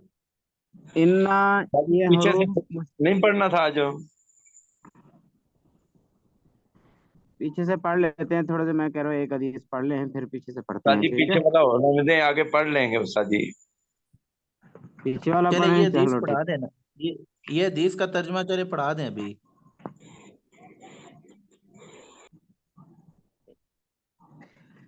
देखिए, इन्ना ये हरूफ मुशब्बा बिल फेल में से है। मैंने आपको बताया था, आप नाव के अंदर पढ़ेंगे हरूफ मुशब्बा बिल फेल कितने हैं। इन्ना अन्ना हम का अन्ना लेता लाकिन्ना लअल्ला नासिब इसमन राफ़ दर खबर जिदमा वाला, ये शेर है हरूफ मुशब्बा बिल फेल का। ये इसम को जबर देता है और खबर को पेश दे देता है।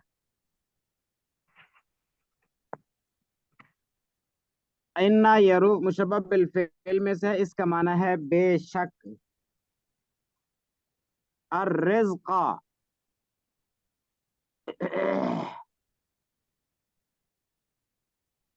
रिज़्क़ को कहते हैं, रोजी को कहते हैं, जिसको इंसान हासिल करता है अपना पेट भरने के लिए, बीवी बच्चों का पेट भरने के लिए। लाम ये ताकीद का है। यतलुबु ये फेल है, इसका माना है तलाश करना, तलब करना।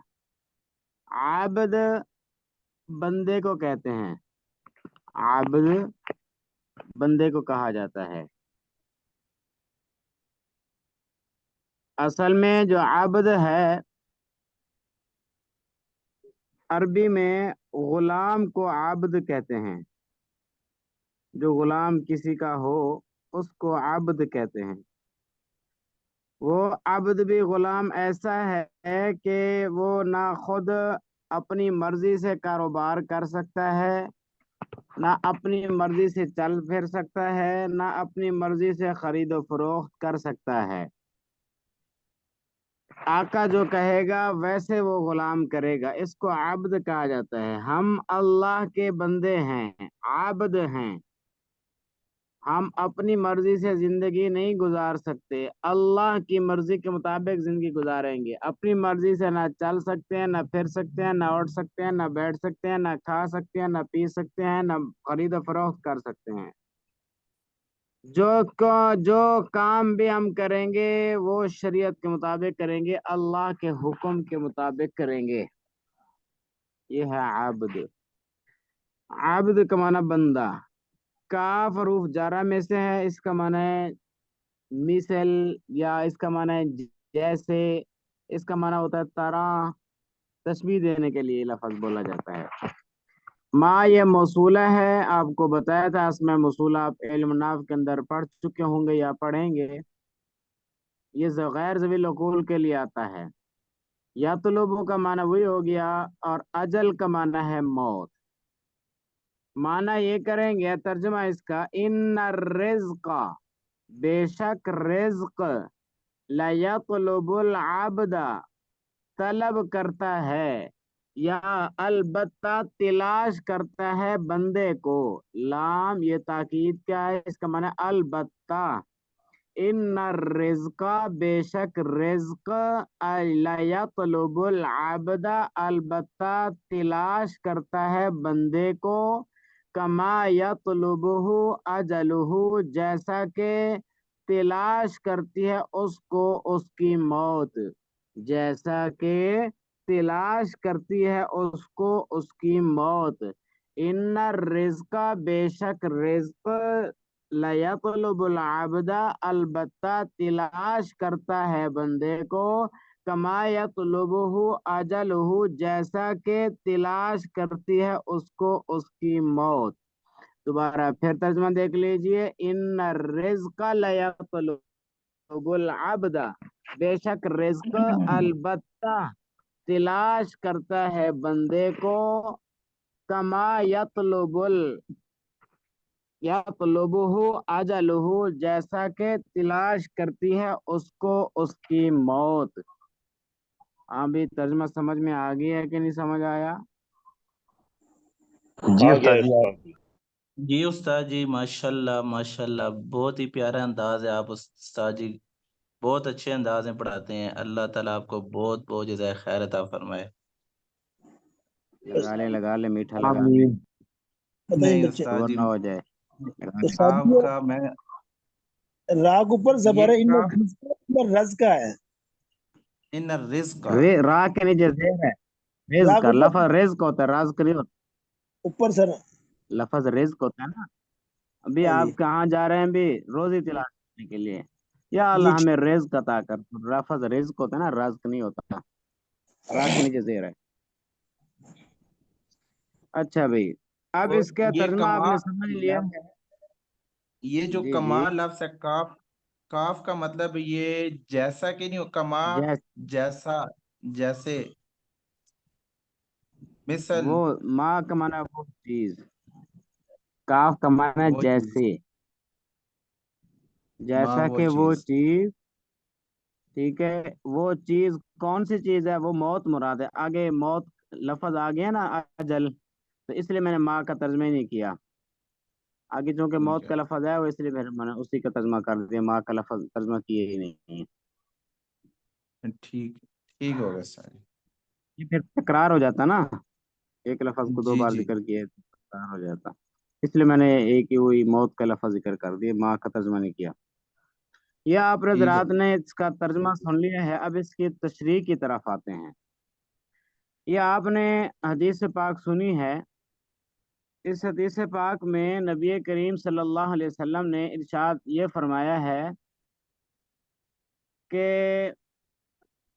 رزق انسان کو اس طرح تلاش کرتا ہے جس طرح موت اس کو تلاش کرتی ہے۔ کیا مطلب ہے؟ یعنی مطلب اس کا یہ ہے کہ انسان جہاں کہیں مرضی بھاگ جائے، دوڑ لگا لے، بالآخر انسان کو موت آ ہی جاتی ہے۔ اسی طرح اللہ تبارک و تعالیٰ نے انسان کے لیے جو رزق لکھا ہے، انسان کو وہ رزق ضرور مل کے رہے گا۔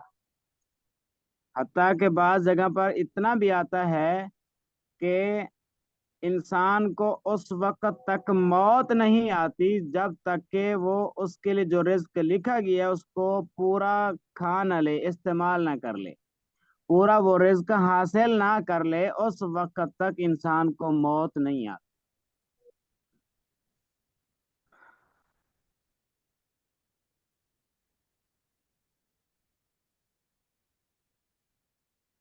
استاد جی سمجھا اسی طرح رزق کے لیے بھی بولتے ہیں، اور اس طرح پھر یہ بھی تو کہتے ہیں کہ جتنے سانس اللہ تعالیٰ نے اس پہ دنیا میں لکھے ہوئے ہیں وہ بھی اس نے پورے کرنے ہیں۔ جی جی بالکل بالکل، وہی بھی یہ تو ایک باریکیوں میں پھر چلا جاتا ہے نا انسان۔ جی استاد جی۔ جتنا دیر انسان نے زندہ رہنا ہے اتنا دیر جو اللہ نے لکھ دیا انسان وہ زندگی گزار کے بالآخر موت ہی ہے، چلا جائے گا دنیا سے۔ تو جس طرح موت انسان کو آ کے رہے گی، اسی طرح رزق بھی جو اللہ نے مقدر میں لکھا ہے انسان کو پہنچ کے رہے گا۔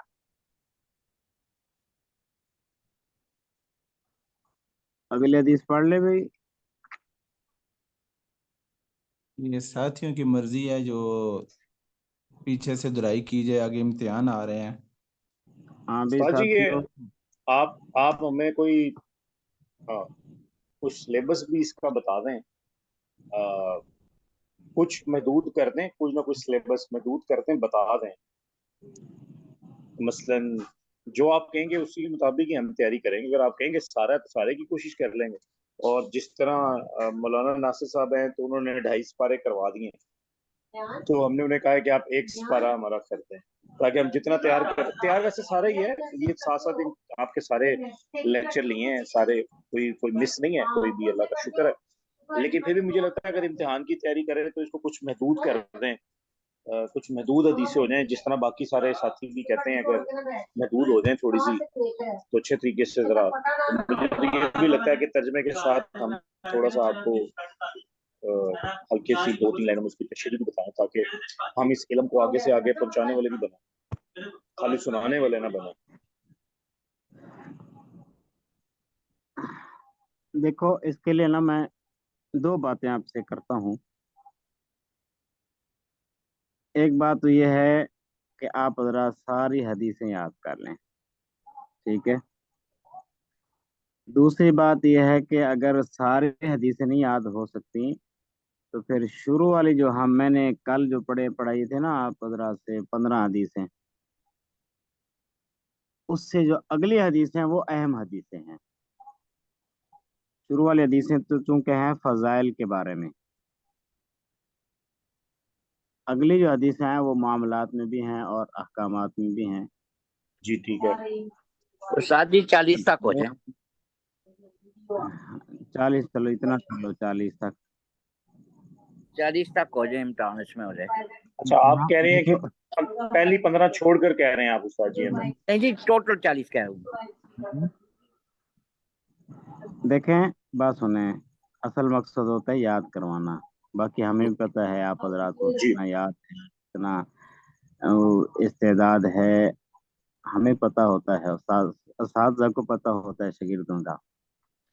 اس لیے استاد پھر وہ حدیث سنتا ہے جو شاگرد کو یاد ہو، اگر یاد نہیں بھی ہے تو استاد شاگرد کو فیل نہیں کرتا، پاس ہی کرتا ہے۔ آپ کے نمبر انشاءاللہ وہ بھی اچھے آئیں گے۔ بس اتنا ہے کہ آپ حضرات اگر اس کو یاد کر لیں، دہرا لیں، ایک دفعہ دہرا لیں، سارے حدیثیں और ये भी पूछा जा सकता है कि हाँ भाई सारी दुराई हैं कि नहीं दुराई, जिसने सारी दुराई हैं तो उसके अच्छे नंबर आ जाएंगे। ये भी है कि ये पूछा दुरा लेंगे जाएगा जी कि ये इंशाल्लाह जी। हदीस है, इसका तर्जुमा बता दें बस। जरा किताब पीछे कर देना, जरा आज पढ़ लें कुछ हदीसें। ये गुलाम आपको सुब्हानी साहब को इस ज्यादा फिक्र इस है ना। हवाले से आपको ना इम्तिहान के हवाले से बिल्कुल भी परेशान होने की जरूरत नहीं है, बिल्कुल भी थोड़ा सा एक जर्रे के बराबर भी परेशान होने की जरूरत नहीं है। सिर्फ ये है उस्ताद जी कि दौरान परेशान होंगे ना, कुछ हदीसें याद होंगी ना। आप ऐसा कर लें 15 साथी कितने हैं हमारी क्लास में? 1 2 3 4 5 6 7 8 9 10। 10 साथी हैं, तो अगर एक एक साथी को 3 हदीसें जिम्मे लगाए तो कितनी बन जाएंगी? 30 हदीसें। 30 हदीसें आप याद कर लें, ठीक है। जी ठीक है। मैंने सबक जो आज पढ़ाया ना, आज का सबक, इस सबक से पीछे चले जाएं। जैसे ये ना, पहले हदीस इन्न रिज़्क़ ला यतलुबुल अब्द, दूसरी इन्ना लिकुल्लि शैइन शिर्रतन व लिकुल्लि शिर्रतिन फतरतन, इस तरह तीसरी हदीस इन्नल्लाह ताला जमील। यहाँ से उल्ट शुरू कर दें। 30 हदीसें याद, ये हदीसें बहुत अहम हैं। 30 हदीसें आप याद कर लें, इन्हीं में से आपसे पूछा जाएगा, ठीक है। ये सवाल पूछा जाएगा और बाकी शुरू वाली हदीस से आप वैसे उसको दोहरा लें, याद कर लें। अच्छा जी, जी कौन सी ठीक है। चीज यानी आप कह रहे हैं कितने कितने से कितने तक जी? मसलन ये मौलाना साहब, ये हजरत साहब जो आप सवाल पूछ रही हैं, ये उस्ताद जी ने पेज नंबर 19 से बताया है। पेज नंबर 19 से उन्होंने कहा है कि पीछे जाते जाएं और हर हर साथी जो है वो 3 3 हदीसें तैयार कर। 30 यानी कि हदीसें 30। बनती हैं, जी बिल्कुल सही। तो हर साथी 30 हदीसें याद कर ले, हर साथी। जी ठीक। उससे आगे वो आपके इख्तियार में है, वो आप हजरात अगर याद कर लेंगे तो हदीस है, अच्छी बात है। हदीस यानी कि उस्ताद जी की तासीर ये जरूर है। ये जो आप बता रहे हैं 30 ये हदीस आप अजबर याद कर लें। ठीक है। यानी कि ये पेज नंबर 19 से पीछे जाना है। अगर ये आसानी से याद हो जाए ठीक है, वरना इसको भी कम कर ले।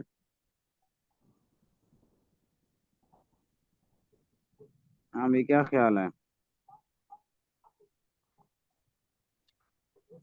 ये गुलाम सुबहानी साहब बताएंगे, जिस तरह ये जी कहेंगे ताकि जिस ऐसे तरह कर लो। जिस तरीके के साथ कल 10 हदीसें या 14 हदीसें आपने पढ़ी थी ना, इसी तरीके के साथ आज भी 10 12 14 हदीसें आप पढ़ दें। उससे एक तो ये है कि जिन साथियों ने नहीं पढ़ी वो हदीसें, उन्हें भी याद आ हो जाएंगी, और उसके बाद जो है वो एक दिन में उनको जो है ना 2 4 मरतबा 5 मरतबा दोहराने से वो पुख्ता भी हो जाएंगी। इंशाल्लाह। मेरी राय ये चलो जो उस्ताद जी ऐसा ने ये कर जो लेते हैं आखिर आप वाली हजरात ना, मैं जो ये पीरियड है ना, आज कल जुम्मा है, हफ्ते जी इतवार छुट्टी है, पीर मंगल ये 3 दिन है हमारे पास। इन 3 दिनों में मैं इसी इन्हीं हदीसों को दोहरा दूंगा तशरीह समेत, ठीक है। इंशाल्लाह जी ठीक है उस्ताद जी। जी, बहुत अच्छा हो गया है। ये जो जी जिनका उस्ताद। आपने बताया ठीक है उस्ताद इम्तिहान जी। होगा, हाँ जिनका जी। इम्तिहान होगा ये ही जी जी, दोहराएंगे। ये जी बिल्कुल सही है। फिर जिनका से इम्तिहान आप होगा 30 इसको दोहरा हदीसें लें। याद करने के इम्तिहान मैं दुरा भी दूंगा, ठीक है।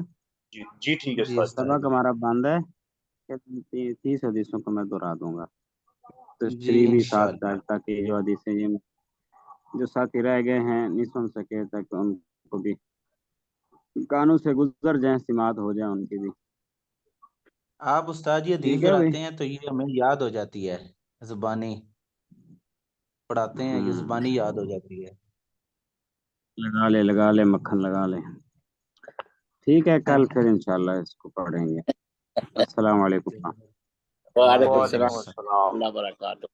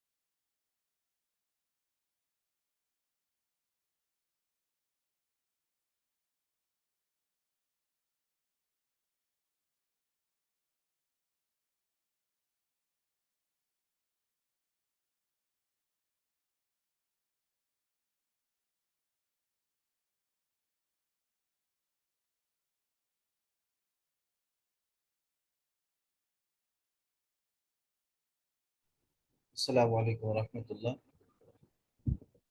جی وعلیکم السلام. آپ نے صرف کہاں تک پڑھ لی ہے؟ سر کتنے جی ابواب پڑھ لی؟ اس کی ریویژن شروع ہوئی ہے اب دوبارہ سے. کون کروا رہے ریویژن؟ استاد جی اسی طرح صرف کو بھی دہرانا ہے. جی صرف کو دہرانا تو ہے اور صرف کے ساتھ دھونا بھی ہے صرف کو.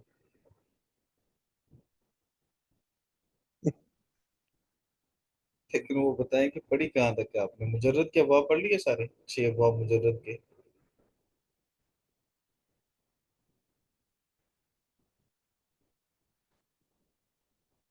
جی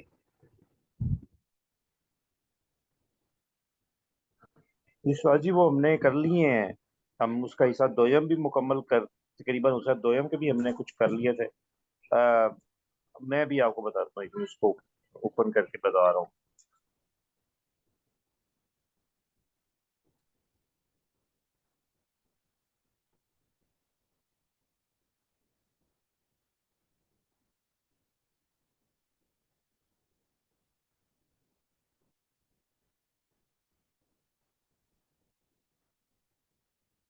آپ زبانی مجھے بتا دیں بس صرف آپ نے کتنے ابواب پڑھے ہیں؟ مجرد کے پڑھ لیے، مزید فی کے پڑھ لیے.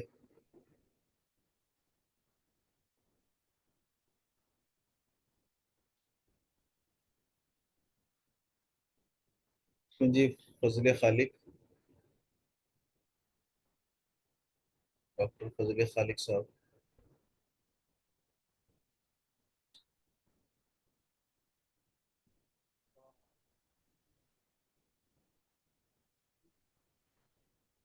اچھا آپ کی آواز نہیں آ رہی بھائی.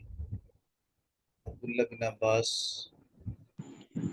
استاد جی جو چھٹیاں وغیرہ ہوئی ہیں نا اس میں بہت بڑا لاس ہوا ہے. اس کو سٹارٹ سے جو ہے نا ابھی دہرائی کرنی ہے انشاءاللہ باذن اللہ. پھر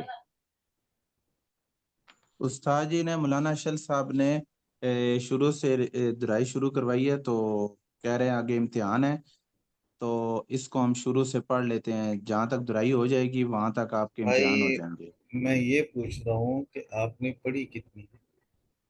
دہرائی تو ہم چلو نے ہو رہی ہے حصہ نا. دوم جی اب ابواب کتنے پڑھ لیے آپ نے؟ استفعال تک پہنچے تھے، باب استفاد تک. استفعال تک. ابھی مولانا اشرف صاحب سبق لے رہے ہیں آپ کا؟ نہیں، ان کا وہ موبائل گم ہو گیا جی استاد جی. وہ تو پتہ ہے ہمیں. میں نے کہا شاید انہوں نے سبق اس کے بعد لیا ہو. 3-4 دن ہو گئے کلاس نہیں ہو رہی نا. جی ابھی کلاس نہیں ہو چلو رہی. اس کی ہم ترتیب بناتے ہیں دہرائی کی یہ آپ کی. ابھی آپ ایسے کر لیں، مجرد کے ابواب اچھی طرح یاد کر لیں. صرف نصر ینصر ضرب یضرب، فتح یفتح، سمع یسمع. اس کے بعد یہ کیا جو ہوتا ہے؟ استاد جی یہ جو کتاب میں جس طرح لکھا ہوا ہے، میں کتاب کو 1 منٹ شیئر کرتا ہوں، تو جس طرح لکھا ہوا ویسے ہی ان کو یاد کرنا ہے. شیئر کریں. کون سی کتاب ہے آپ کے پاس؟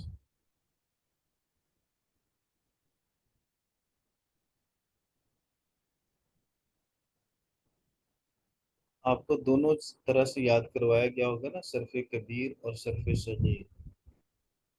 وہ ایک لمبی چوڑی گردان تھی، لیکن وہ ہاں ہمیں یہاں کتاب سے تو ملی نہیں ہے. کافی لمبی چوڑی گردان، ایک صفحے کے اوپر پوری آتی ہے وہ.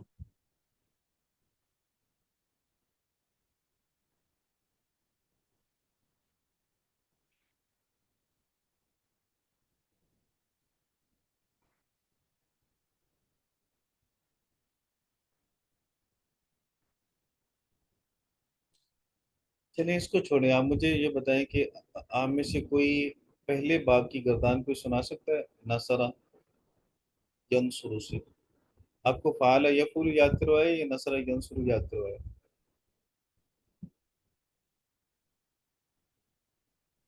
نصر ینصر. کوئی بات نہیں، مائک آپ کھول لیں. سبھی کھول لیں مائک تاکہ جواب دینے میں آسانی ہو آپ کو.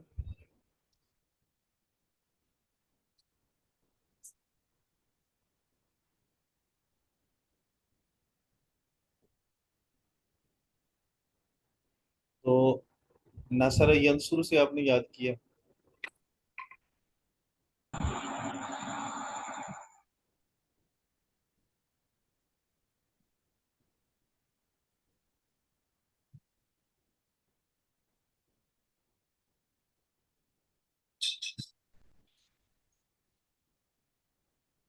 کیوں بھائی بولے تو صحیح. جی استاد جی نصر ینصر سے. ابھی آپ نصر ینصر سے ماضی کی گردان کو سنا سکتے ہیں ازبر؟ ناصر ینصر نصرا فهو ناصر نہیں، ونصر ينصر. صرف ماضی کی گردان.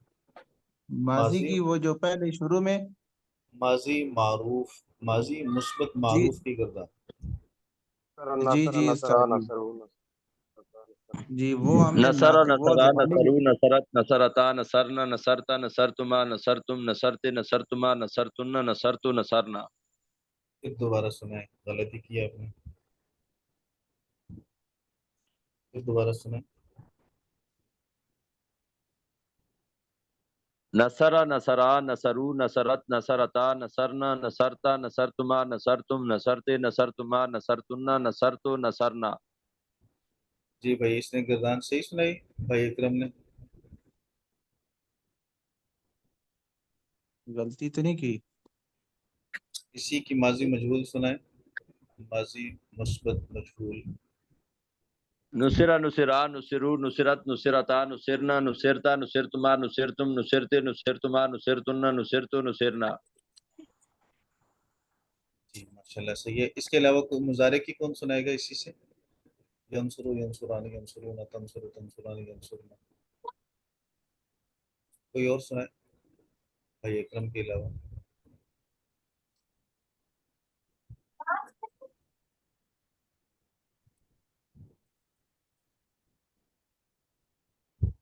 سکندر عباس، آپ سنائیے بھائی.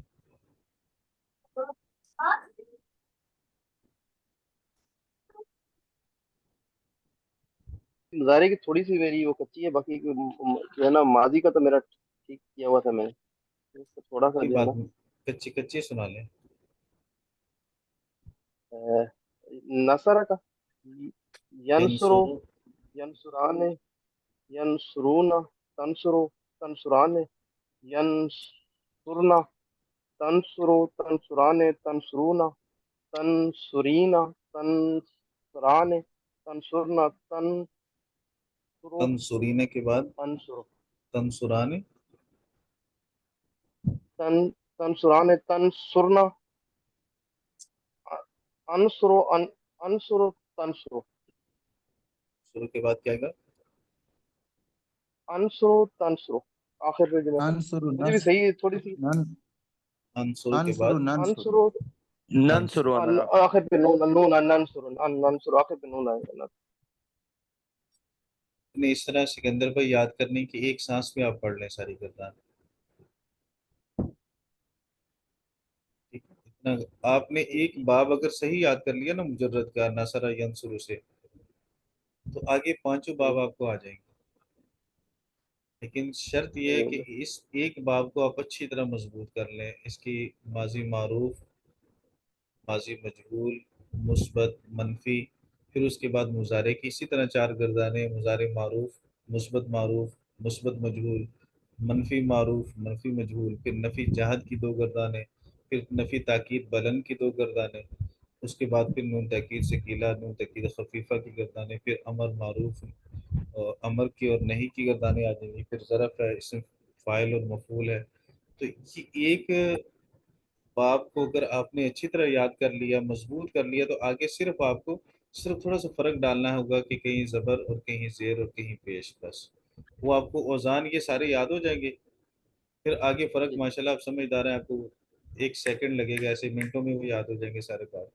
لیکن اگر آپ نے پہلے باب کو ہی یاد نہ کیا تو آگے آپ کو یاد نہیں ہوں گے. تو اسے ایک باب کو آپ اچھی طرح یاد کر لیں، مضبوط کر لیں. جب تک مولانا اشرف صاحب نہیں آئیں گے تو ہم تھوڑی سی آپس میں مذاکرہ کر لیا کریں گے اس کا. میں آپ سے کچھ گردانیں سننا شروع کر دیتا ہوں، میں آپ سے سنتا رہتا ہوں روزانہ. تو وہ پھر اس میں انشاءاللہ آپ کوشش کریں کہ کل ماضی، مضارع، نفی جہد اور تاکید بلند، بس یہاں تک. استاد جی یہ ایک گردان آپ دے دیں تاکہ کل ہم وہ گردان یاد کر کے آ جائیں. میں عرض کر رہا ہوں کہ چونکہ آپ کا پہلا سبق نہیں ہے، آپ نے پڑھے ہوئے سبق ہے، تو اس لیے ماضی کی گردانیں چاروں، ایک ہو گئی تو باقی تینوں بھی ہو جائیں گے نا. جی جی جیسے بھائی نے سنائی نصرہ نصرہ نصرو نصرت نصرتا نصرنا، تو اسی طرح کی نصیرہ نصیرہ نصیرو نصیرت نصیرتا نصرنا نصرتا نصرتما، تو سپیڈ کے ساتھ آپ پڑھیں گے. پھر اس کے بعد ما نصرہ، پھر ما نصیرہ، معروف اور مجہول. پھر اس کے ما بعد نصرا ما نصرا ما نصرو جی ما جی، نصرت ما تو نصرتا ما صرف آپ نصرنا نے ما ما ہی نصرتا لگانا ما ہے. نصرتما ما نصرتم ما نصرتم ما نصرتما ما نصرتنا ما نصرتو ما نصرنا جی شاباش. ما تو نصرا صرف ما نصرا ما نصرو ما نصرت ما نصرتا ما نصرنا ما نصرتا ما نصرتما ما نصرتم ما نصرتے ما نصرتما ما نصرتنا ما نصرتو ما نصرنا. جی شاباش، جزاک اللہ. اسی طرح مضارع کی چاروں گردانیں، ینصرو ینصرانی ینصرونا، تنصرو تنصرانی ینصرنا، تنصرو تنصرانی تنصرونا، تنصرینا تنصرانی تنصرنا، انصرو ننصرو. اسی کو اپنے مجہول پڑھنا ہے، پھر اس کے شروع میں لا لگا دینا ہے، لا ینصرو لا ینصرانی. اور پھر لا اس کے بعد لم ينصر ینصر لم ینصرا لم ینصرو لم تنصر لم تنصرا لم ینصرنا، پھر لن ینصرا لن ینصرا لن ینصرو. تو یہ نفی تاکید بلند تک آپ اچھی طرح تیاری کر لیں. ہو جائے گی تیاری سب سے؟ کل کوشش کریں گے مضارع کی گردان استاد جی. یعنی صرف ماضی اور مضارع کی؟ جی جی استاد جی آگے آگے جو ہے نا مشکل ہے. بہت سارے سبق مس ہوئے ہیں، یہی پیچھے والے اگر مضبوط ہوں گے تو آگے چلیں گے. بس ایسے کر لیں، پھر کل میں آپ سے یہ گردانیں سنوں گا، ماضی کی بھی اور مضارع کی بھی. بس یہ ذہن میں رکھیں کہ کسی نے بھی کسی کو بھی معافی نہیں ہے، سب سے ساری گردانیں سننی ہیں. ٹھیک ہے استاد جی انشاءاللہ. ایک یہ ہوتا ہے نا کہ میں آپ سے سن لوں ایک ماضی کی، دوسرے سے کہوں مضارع کی، نہیں، آپ سب جب اس کو دہرائیں گے، ایک تو خود دہرانے سے یاد ہوگی، دوسرا دوسرے سے سن کے بھی یاد ہوگی. تو انشاءاللہ جب ایک باب یوں ہم نے پڑھ لیا نا، دہرا لیا، تو اگلے پانچوں باب آپ سمجھ لیں کہ آپ کو آگے ہیں. ٹھیک ہے اس میں استاد جی کچھ انشاءاللہ. بھی مشکل نہیں ہوگی آپ کو. انشاءاللہ یاد کر کے آئیں گے انشاءاللہ. تو ماضی کی چار گردانیں اور مضارع کی چار. ٹھیک ہے استاد جی. ٹھیک ہے بھائی. ضیاء الرحمان، محمد طلحہ، سکندر عباس. استاد جی یہ جو مضارع کی چار گردانیں مثبت مجہول اور معروف منفی مجہول، اس طرح چار؟ جی جی بالکل اسی طرح چار. ٹھیک استاد جی. یعنی اس میں بھی چاروں میں جب آپ ایک گردان اچھی طرح یاد کر لو گے معروف کی اور پھر مجہول کی، تو باقی دو تو یاد ہو جائیں گے نا. صرف اس میں تو لا ہی لگانا ہے، باقی تو وہی سیکھیں. جی ایسا ہی ہے. ماضی کی جب آپ نے معروف اور مجہول یاد کر لی، تو باقی منفی بھی یاد ہوگی، کیونکہ اس کے شروع میں ما لگانی ہے صرف، باقی تو سیکھے وہی ہیں سارے. جی استاد جی صحیح تو فرمایا. یہ اصل 8 نہیں، اصل 4 ہیں گردانیں. استاد جی اب ماضی معروف کی گردان. ماضی معروف مثبت، مثبت، ماضی مجہول مثبت، ماضی معروف منفی، اور پھر ماضی مجہول منفی. ماضی معروف منفی، ماضی معروف، آخری کون سی تھی استاد جی؟ مجہول منفی. یہ کتاب پہ مجھول. لکھی ہوئی ہے، کتاب کے میں اوپر آپ یہ کو اس کے علاوہ اور کتابیں بھیجوں گا، اور گروپ میں شیئر کر دوں گا، جس میں ساری گردانیں 14 سیگے پورے لکھے ہوں گے، اوپر گردان کا نام لکھا ہوگا. ٹھیک ہے یہ استاد جی استاد جی جزاک اللہ. بہت اچھا ہوگا، یہ بھیج دیں گروپ میں. میں انشاءاللہ گروپ میں نہ بھیجتا ہوں. جزاک جی اللہ استاد جی جزاک اللہ. جزاک اللہ. جزاک اللہ. سارے ساتھیوں کو پریشانی بنی ہوئی ہے استاد جی. نہیں کچھ بھی آپ پریشان نہ ہو انشاءاللہ. صرف تو بالکل آسان ہے، مشکل نہیں ہے. صرف کا یہ قانون ہے کہ آپ پہلا سبق یاد کریں پھر دوسرا پڑھیں. جب آپ پہلا نہیں پڑھیں گے یاد نہیں ہوگا، اور دوسرا آپ پڑھیں گے تو آپ کو سمجھ نہیں آئے گا. یہی نحو کا ہے کہ نحو کا ہر سبق پہلا یاد ہو تو دوسرا سمجھ آ جائے گا آپ کو. قانون ہے نا، قانون کو آپ کو رٹا لگانا ہے، اور پھر اس کے بعد جب اس کی امپلیمنٹ ہوگی، آگے اجرا ہوگا اس کا، تو آپ کو وہ تب سمجھ آئے گا صحیح. تو ہم انشاءاللہ کوئی ترتیب بنا رہے ہیں کہ آپ کا صرف 15 منٹ سبق ہو صرف کا، 15 منٹ نحو کا، پھر آدھا گھنٹہ اس کا اجرا کروایا جائے قرآن پاک سے. تو اس میں انشاءاللہ آپ کو سمجھ بھی آ جائے گی، اور سمجھ آنے کے ساتھ ساتھ دلچسپی بھی بڑھے گی اور آپ کو یہ بھی ذہن نشین رہے گا کہ ہم نے جو کچھ بھی پڑھنا ہے قرآن پاک کے لیے پڑھنا ہے۔ تو قرآن پاک کے ساتھ یہ علوم جڑتے جائیں گے، آپ کو پتہ چل جائے گا یہ صیغہ ماضی کا، یہ مضارع کا، اس کا ترجمہ یوں کرنا ہے، اس کا ترجمہ یوں کرنا ہے، اور یہ نحو کا قاعدہ یہاں پہ فٹ ہو رہا ہے، تو وہ ساری چیزیں وہاں پہ آپ کو ذہن نشین ہونے لگ جائیں گی انشاءاللہ آہستہ آہستہ۔ ٹھیک ہے جی، ٹھیک ہے جی انشاءاللہ۔ انشاءاللہ کل سے ترتیب یہ بناتے ہیں انشاءاللہ۔ ٹھیک ہے جی، السلام علیکم ورحمۃ اللہ وعلیکم وبرکاتہ۔ السلام ورحمۃ اللہ۔ وعلیکم السلام ورحمۃ اللہ۔ وعلیکم السلام ورحمۃ